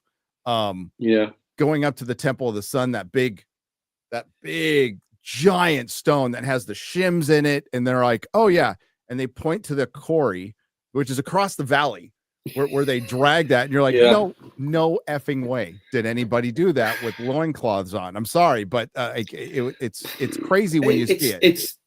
It's difficult. I mean, obviously there are stories about them using some kind of magic power to make the stones light, and that they might cross rivers and cross, I mean, that may be true, but from my point of view, somehow they did it. Somehow they did it. And the question then is, who did it? Where did they get these skills and this knowledge? Is this part of a lost civilization, part of a lost technology? I think the answer's got to be yes. We wouldn't build like that today. Why? Why? Because it's just too difficult. So why did they do it back then? It must have been much easier for them. Exactly. That's exactly it. I mean, it's the same in Egypt with things like the Valley Temple of Khafre, or any of those really ancient, Old Kingdom monuments. Why did they use blocks of stone that were 200 tons apiece? And the only answer can be because it was easier for them to do it. But what does that mean? I mean, you can create a whole wall with one stone, great, but you've also got to carry a 200-ton block from somewhere to put there in the first place. And they did it. Let's not even get on to Baalbek and stones that are 900 to 1,000 tons apiece. I mean, it's just, I mean, that's why we're here, isn't it? That's why we're talking about this. No, once we went there, I've been in this stuff forever, but now I know why you have the bug, because once you go there and you go a little bit off the beaten path and you see all the other stuff, you're like, this is amazing. It's amazing. I absolutely, our good friend Michael Collins, Wandering Wolf, was in Peru, and he wasn't the one who discovered this, but he found, he's trying to get to the bottom of it, and he hasn't yet, to in all fairness.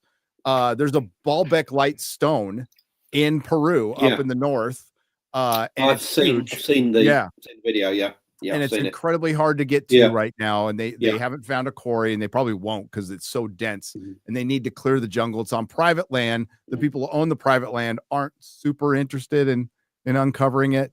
I guess there's still a possibility, but hopefully we find out more about that soon, because it looks fascinating, whatever it is.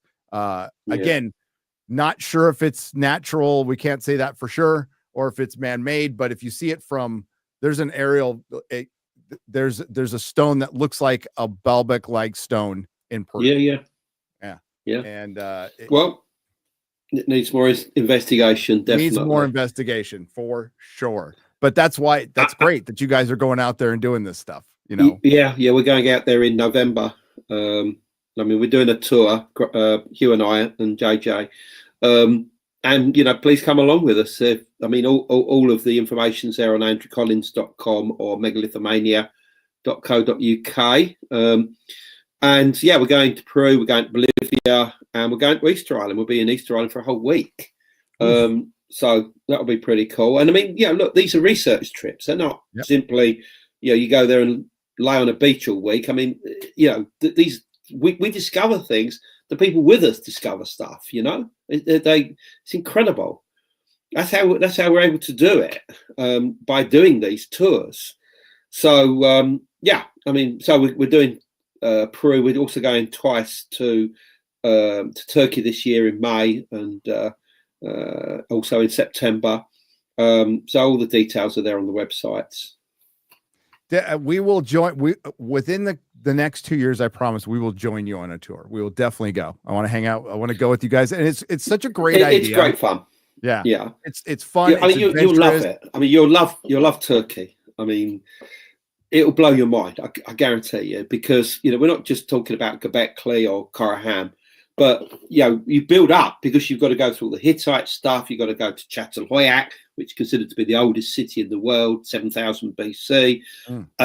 You go to Ashikli Hoyak, where as early as 9,000 BC they were making the most beautiful obsidian, bangles and jewelry and knives and stuff like this. I mean, and then finally you go further and further back until you get to Göbekli Tepe and Karahan, and you think, my God, this is where it all started. This is where this civilization began. This is where all these myths and legends refer to. I mean, Klaus Schmidt himself, the discoverer of Göbekli Tepe, sadly no longer with us, the book that he wrote that was published in 2012 on Göbekli Tepe, he actually says that he believed that the Anunnaki were responsible, or the Inuna, obviously, as I say, that's the correct term, were responsible for creating Göbekli Tepe, and that the T-pillars, particularly the large ones in the center of the enclosures, represented those Anunnaki or Anuna ancestors, and that the site itself is the mythical location of the Anuna, which in the books is referred to as the Duku Mound. The Duku Mound. The Duku Mound was said to be on a mountain called Karsag. And he said it was there. And I actually think he's right. Although I think the only problem is that at that time he didn't know about all these other sites that were going to be uncovered in the area. So I think that story relates to this high culture or civilization in general now. Of some kind. And we're going to get to questions real quick before we go. Thanks, Andrew, for staying on. Sorry, Hugh, his internet connection was bad. We'll get him back. Yes, we'll get him back. Definitely will. Not a good advert for Starlink, but they'll get it right eventually, I'm sure. They will. When they put 50,000 more satellites in the exactly. In the sky. There you go. So we'll start with we've got some gifted super chats. Thank you, Jim Wattori, for gifting 5 Nerdrotic Live memberships for $25. Grinante for $19.99 British pounds. He says, I saw Tony Hawk's son on social media shouting about aliens on X. Pretty base, but is it bad for Mike Hawk to go off? No, you can shout about aliens, good or bad. That's what X is for. But like in this subject here, I started in the Ancient Aliens. I read Chariots of the God as a kid, and I watched the show, but it led me to, no, this is us. This is clearly us. It's not aliens. We go our for one, I think we don't give ourselves enough credit, and some of our descendants that we may have interbred with in deep in antiquity, and the nature of consciousness, and how many times a civilization could have risen and fallen. And especially Graham and you go into this, they thought differently. They weren't making plastic, they weren't making cranes, they were doing stuff differently that was maybe more in tune with the earth, that would maybe be just outside of stone would just go away. Wood, that stuff degrades over tens of thousands of years. So and I think this is the most exciting area to be in. I think alternative research, whatever you want to call it, in ancient civilizations, they keep finding more stuff every couple of years, and it's pretty exciting. And it's real, for one. It's real. Burn for $20. Of course, there was a cataclysm. The sea level. What was that? You missed the Mike Hawk joke. It was Just to let you know. Oh, yeah. Okay. Mike Sorry. Hawk. So. You said Go Tony off. See, you said Tony Hawk and he threw you off. He did. I'm like, well, why wouldn't Mike Hawk's name be like? Yeah, why not? You got me. I'm sorry, Andrew. Oh, he knows. Poor. Burn for $20. Of course, there was a cataclysm. The sea level all globally rose. You could have just let me go, by the way. You should have just let me go. Sea level all globally rose 54 to 87 feet. Sunk subcontinents. I can say this. All the megafauna died, and for no reason at all, humanity descended into a period of global hyperviolence. Stop noticing things. Yeah, well, I think that's actually probably quite true. You know, in this state of catastrophophobia after the younger Dryas, I mean, there would have been people moving all over the place, and they'd have been going at territories where there are already, you know, communities, forcing them out. They'd have to move on to somewhere else. I mean, yeah, it would have been a state of hyperviolence, unquestionably. Absolutely. Fighting over resources that were obviously, you know, exactly. Again, you have to have a surplus of resources to make sites like Göbekli Tepe. You guys have talked about it a lot. You know, you have to motivate people to work. They need to be well fed. They need to be really into the project. And you can't just be a group of hunter-gatherers and decide one day I'm going to invent carving and relief. You know, that you have to be taught that you know, especially in the abstract. You know, we're talking about like high levels of art here that just popped up. You know, carving and relief, kind of hard. Not everybody can do it. So WG has gifted 5 Nerdrotic Live memberships, $25. Thank you, WG. And Josh Kelsey has donated $20 and just walks away because that's what Josh does. Jackson Cagle says, hail chat and panel. Thank you very much. Vapor Trails for $9.99 says, having been to the Greek islands, seeing the Minoan ruins on Crete and the remains of the volcano and Thera and Santorini, I find it hard to believe that there wasn't an Atlantis. Well, I mean, you guys have done tons of videos on those sites. The only problem is that we're talking about the explosion of Santorini, and this was about 1600 BC. That's the current date, and this has been used by a number of detractors of Atlantis as saying, well, Plato clearly wasn't talking about 9600 BC, which is what his book clearly states. He must have been, counting moons, not suns. So, if you do the calculations, it's probably about 1500 BC. So, what happened around then? Thera, eruption, Santorini, etc., etc. And that was an incredible event, and it probably did influence what Plato wrote. But he's clearly talking about an island continent, or a continent of islands, in other words, a series of islands somewhere beyond the Pillars of Hercules, out there somewhere where the sun sets, somewhere where obviously eventually, Christopher Columbus and the rest of it would go to themselves.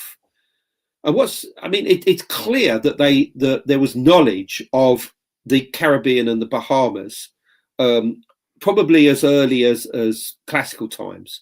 I mean, there is one account that actually talks about a vessel going out into the waters and after 40 days arriving at this island, the Hesperides.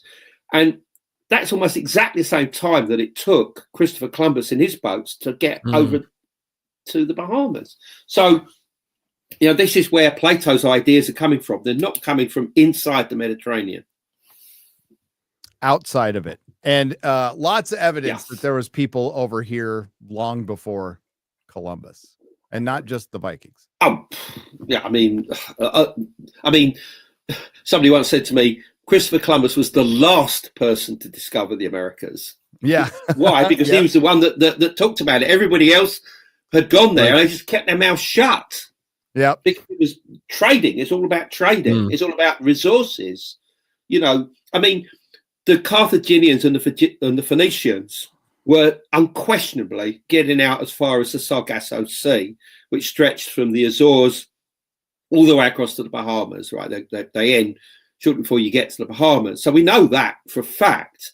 And what we also know about the Carthaginians, out of North Africa, who were basically the sister colony of the Phoenicians, is that if ever they saw a vessel trailing them, in other words, trying to find out their trade routes, they would scuttle the boat. They would sink their own vessel, and obviously they would go off in their little boats, and they would be compensated by the government of Carthage for preserving those trade routes. So in other words, if they were getting to the Americas, there's no way they would have been telling anybody about that. Big secret. But no, Like, knowledge keep is it down. power. Knowledge. Maybe they had some, they had some ideas like, we'll tell the king, or we'll keep it to ourselves, and we'll come back here some other day. And they just didn't. They tried again and died, or it's trade secrets. Yeah. Trade secrets. Absolutely.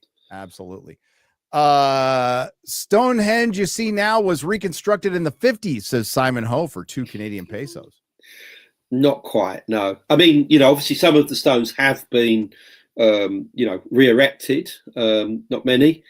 But no, I mean, essentially what we've got matches very well the images of Stonehenge going all the way back to the 15th, 16th century. There's one medieval image of it as well. So no, it's roughly the same, really. I mean, I think the bigger question is, was it ever completed? That's a bigger debate. I mean, we see all these beautiful reconstructions where it has the Tritholon ring with the 30 big stones and the 30 lintels going around, and the 5 great Tritholons in the center. But was it completed? I mean, I'd like to think it was, basically. You're not sure. It would look beautiful. Yeah. Hot coffee for $10. If you've already addressed this, apologies for not being in the loop, but 100,000 subs. When's the name change? The name changes in a few months. We have to work up to it. I talked about it a couple of shows ago, but it is going to happen. It is going to happen. Burn for $5. One day you could walk from England to Cape Town to Japan and back, all on land. And then suddenly the sea waters rose and you couldn't. Pure chaos. Is that true? I'm not sure I would take that route personally. Well, I was going to say Gondwana, Pangaea. That's a long all these walk. Names for the ancient continents where everything was together. But that's a long time ago. That's when the dinosaurs were around. No, Indonesia looked a lot different. There was more of India. Oh, yeah. There's definitely more of Florida, but yeah. No English channel. I mean, Indonesia was linked to the mainland, the Malaysian peninsula. That whole area was known as Sunda or Sundaland. Yep.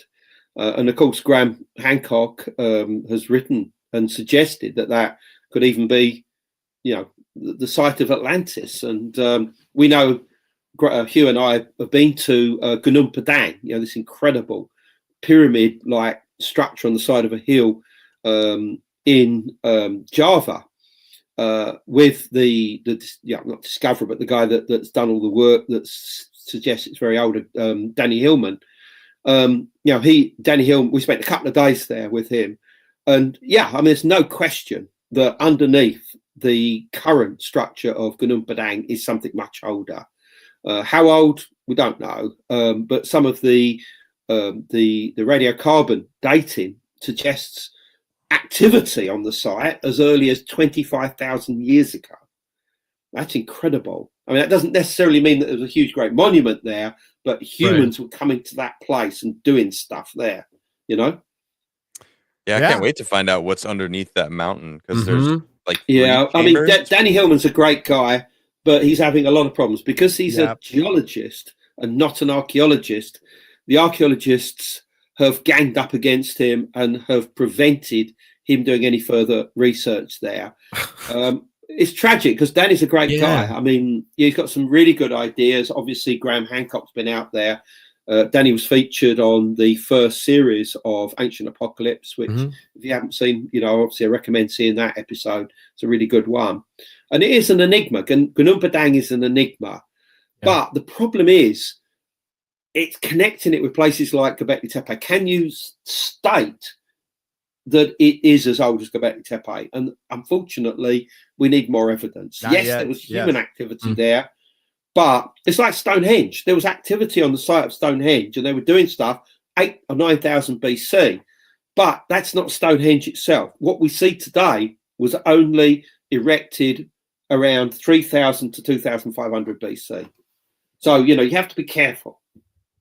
Yeah, and unfortunately, if poor Danny Hellman, if we could have found out by now if he hadn't got, you know, blocked so much. It's it's kind of sad, but that's the state of things. Vapor Trails for $9.99 says the common themes seem to be worshiping winged serpents as bringers of knowledge, including the practice of human sacrifice to those serpents, building of megaliths and floods that wiped it out. There's a lot there. There's a lot there. Okay. Well, look, I mean, this serpent, I'm pretty certain, was a cosmic serpent. Think in terms of ancient Egypt with their so-called Ouroboros, you know, the serpent that bites its own tail. Obviously, a very popular image, not only of the past, but in pop culture today. That ultimately is, yeah, the same thing. This is the cosmic serpent. It's this world encircling serpent. In other words, this serpent that's represented by the Milky Way, that the head is essentially biting the tail. This was a universal concept, you know, this idea to see the Milky Way as a huge snake, a snake that surrounded the landmass in which we live. I mean, these people were not stupid. I mean, they knew that there were oceans. They knew that if you went to the edge of your landmass, there's a lot of water. So they saw this world encircling serpent as beyond that, and that the waters went essentially up into the sky and became what's known as the cosmic ocean. In other words, that which existed prior to the creation of our own universe. I mean, in Egypt, for instance, there's the story of what's known as the Ogdoad, the 8 gods, that there are 4 pairs, you know, male, female, male, female, male, female, male, female. And they are said to have existed in the primordial void before anything was here. And then somehow they created this egg. And, you know, this egg then breaks or explodes or something and creates what we would call the Big Bang. And the universe comes into being. And everything else, you know, comes from that. And I mean, this is what the Egyptian creationists tell us, particularly those from a place called Hermopolis, the place of the god Thoth. But the interesting thing here is that we're talking about entities that existed before the Big Bang. In other words, they existed in the primordial darkness themselves. So who are these entities? You know, clearly they're outside of physical matter. You know, so are they extra dimensional? You know, do they come from a parallel universe? I mean, who are they or what are they? This is what the ancient Egyptians believe. That's, I mean, which I find quite incredible. Yes. No. And yeah, sorry, we're up against time here, but go on, Garrett. No, I was going to say, it sounds a lot like a lot of other religions, like Christianity. Same thing. It's just one God instead of multiple beings in the void. It's just one that creates, explodes. It's commonality. Is this the Egyptians knew about the aliens? Yeah. Probably. Or they were the aliens. No. Eli, I'm trying to McClinnis. Sorry if I screwed that up. McInnes. Oh, that's an I because I can't read. Kicked out of 3 high schools. Said so. For $9.99. Hale. Does Andrew have any insights about the tool marks in unfinished Barabar caves? Thanks. I've not been there. Our good friend Hugh Newman has. He's done a video on that, so I would advise anybody to check that out on the Megalithomania website. All I can say is that we are dealing with a high technology here that is presumably Vedic in nature, but if you talk to people that are familiar with Vedic tradition, they say that they inherited it from a much earlier tradition. I mean, some people call it Dravidian, the Dravidian tradition. In other words, that these were the indigenous peoples of India and the Indian subcontinent that existed before the Vedic peoples came in. Because the Vedic peoples probably were early Bronze Age peoples that came down off the steppe, even though a lot of Indian people don't like that idea. It's probably true, but there was clearly some kind of human group or society that existed beforehand, and that's who they claim this knowledge came from. Nick for $4.99 says, will there ever be a time when mainstream academia divorces itself from its arrogance and elitism, or do they just go hand in hand? I think the answer to that is no, they're not. And I think it's up to us to try and basically, I won't say get up to their level, but to say things that are acceptable to them. Because if we are too far away, they will never, ever take this subject seriously. I mean, look at Graham Hancock. I mean, if you read one of his books, the amount of references that he has, his bibliography, just goes on forever. I mean, he doesn't just give one reference for a statement. He'll give 5. I mean, all right, admittedly, he's got researchers working for him, but he really does his business. If you look at the equivalent academic papers or books, they might give 1 reference, or not even any. So what are we doing wrong here? When people like Graham and myself and Hugh, really put this incredible effort to try and get everything right with what we say, and yet we're not taken seriously. And I think the only answer is you've got to make sure that everything that you say, all of your work, is as good as it possibly can. If you just say, oh, it's all down to Atlantis, it's never going to be taken seriously. You've got to do some serious research, serious backup, and that's the only way forward, I'm afraid, in all honesty. I'm interested to see if there's going to be a mixture of people going into academia that is into the alt research, and maybe that could also be a way to kind of meld the two together, but who knows? Generational change. Yeah, I think so. I mean, look, the other big problem that people like Flint Dibble have is, when we talk in terms of a lost civilization, is how old humanity is in the Americas. We know that their paradigm, until relatively recently, was that everything began with Clovis first. And, they were a high culture. They were in the Americas probably from about 11,000 years ago, for quite a really short period of time, actually. And they were probably wiped out at the beginning of the Younger Dryas. But we now know that it's not Clovis first. I mean, at the beginning of the second series of Ancient Apocalypse, you've got Graham out at White Sands with archaeologists, proper archaeologists, who are now going down with the layers and showing that there were human activity here 23,000 years ago. And that's just the beginning. I mean, there are many other sites in the Americas, in Mexico, for instance, obviously in South America, that show activity that's going back at least 50 to 60,000 years. In South America, they accept that with no problem. The academics down there, it's their counterparts in North America that deny all this and try and hide it. And I think that therein is in your problem. That's the problem. These are academics that are coming up with anatomical evidence that are being ignored. So what chance have we got, like Graham Hancock myself? And I suppose it is a generational thing. But providing, I mean, people listening to this or watching this today, I mean, if they see that there's sensible research going on here, they think, yeah, I want to take this on to the next level. They may be archaeological students. I accept that what these people are saying is realistic, and that they go out themselves and find their own evidence, and hopefully they'll do papers and that, and gradually things will advance in the right direction. I think that paradigm shift is happening now that we all have access to more information. And yes, we have to sift through a lot of bullshit, but I'd rather do that than have it spoon fed to me by academia or exactly corporate elite. We'll do a couple more, then we got to get out of here. Vapor Trails for $4.99. The Tepes remind me more of Thulsa Doom's temple from Conan the Barbarian. than anything. Yes. Well, I mean, that's where Robert E. Howard got a lot of that stuff. So yeah.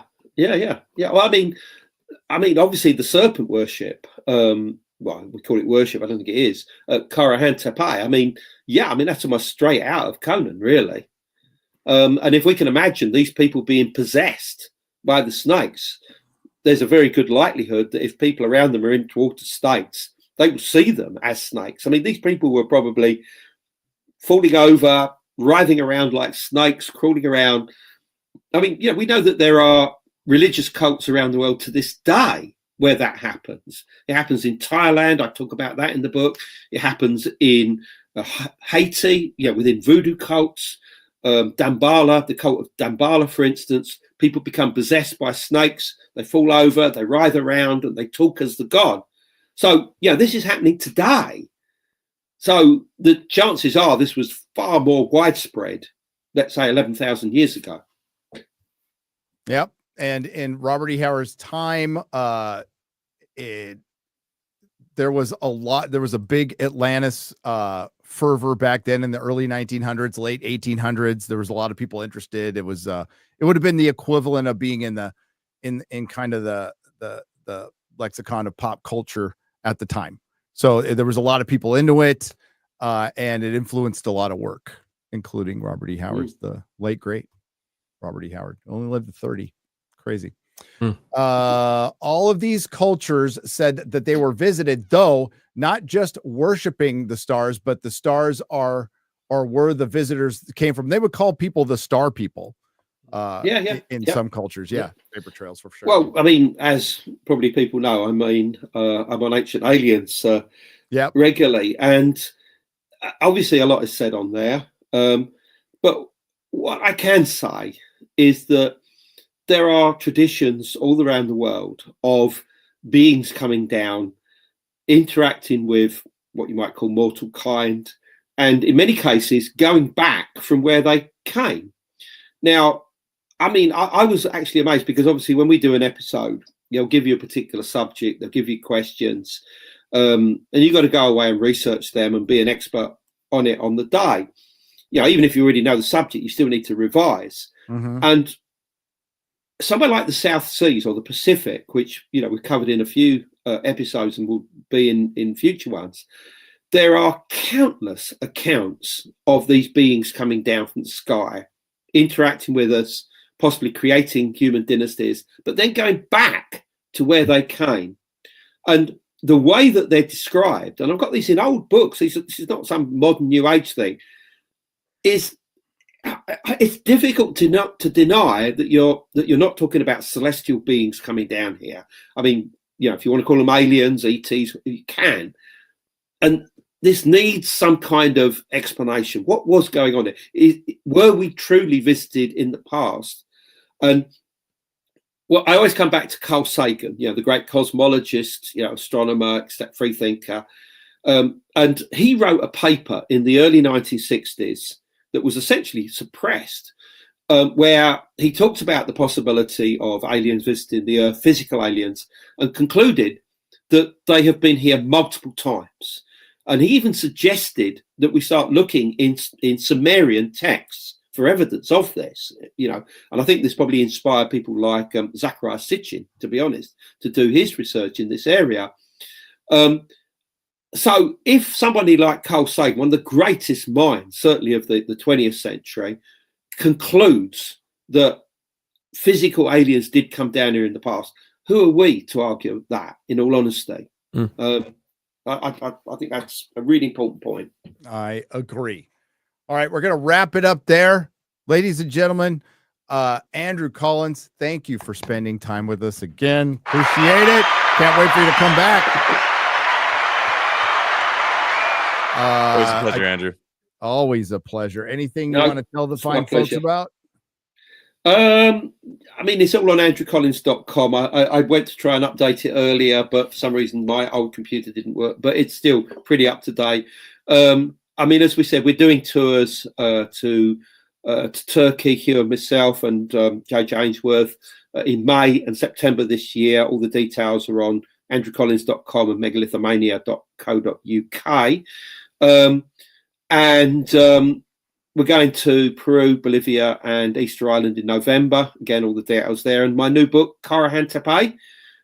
What's it called? It's got a really long subtitle, which you're going to put up on the screen. Of the Anunnaki and the cosmic origins of the Serpent of Eden. Here it is. There you go. Here. I mean, the publisher loves long subtitles because it gets all these meta tags in, you know. Yeah. So please excuse that. So yeah, I mean, if you can pick up a copy of that, I'd appreciate it. It's also if on not, Audible. Yeah, it's on Audible. Yeah, you can listen to me with an American voice. It's amazing. You do a great job, by the way. Wow. So yeah, that's about it, really. I mean, I'm writing extensively on Stonehenge. Stonehenge is the big thing at the moment. I'm going to be doing a book on this. I've done various articles. Just dropped one in the last couple of days, which you can pick up. You know, the link on all social media. This altar stone thing is changing everything. I mean, it's blowing people's minds basically, because who were these people? Why did they bring it all the way from Scotland? So I'm doing a book on that, but it'll also basically tell you what the relationship is between Stonehenge and Göbekli Tepe, which is what people ask. You know, they say, well, you know, this is all very well, but how does all this link together? So I'll be covering that. I look forward to it. Well, thank you, Andrew. Adam Crigler. My pleasure. Cheers. Thanks, guys. Thank you. And Adam, you're on your channel. Sorry, I got to get out of here quick. So go watch Based. The Crigler AF show. Check it out. And the Crigler show. Yep. Garrett's got Nega Garrett. He's on Normal World. X-Ray Girl streams with everybody, pretty much. Wow. So he gets Hey, around also, we're doing a trip. We're doing a trip to Turkey with Michael Collins. Michael Collins. So if you guys, we already had a sign up already. So one of you guys out there signed up. We're gonna be hanging out with you in Turkey. So you guys want to do that? That'll be interesting. A little later in the year. Much later in the year, though. And we got Vegas coming up too for our meetup. But again, Andrew Collins, thank you. And please subscribe to Megalithomania. Go to his website, andrewcollins.com. If you can go on a tour with these guys, they are knowledgeable and just watch their videos. Their videos are great. Yeah, they're really so well done. Love videos. the walkthroughs. So thank you again. And I'll be going over to Film Threat to watch the Oscars. Really excited about this. Nice. I'd rather talk to Andrew for a few more hours, to be honest with you. All right. Thanks, everyone. Okay. Bye. See ya. Bye-bye.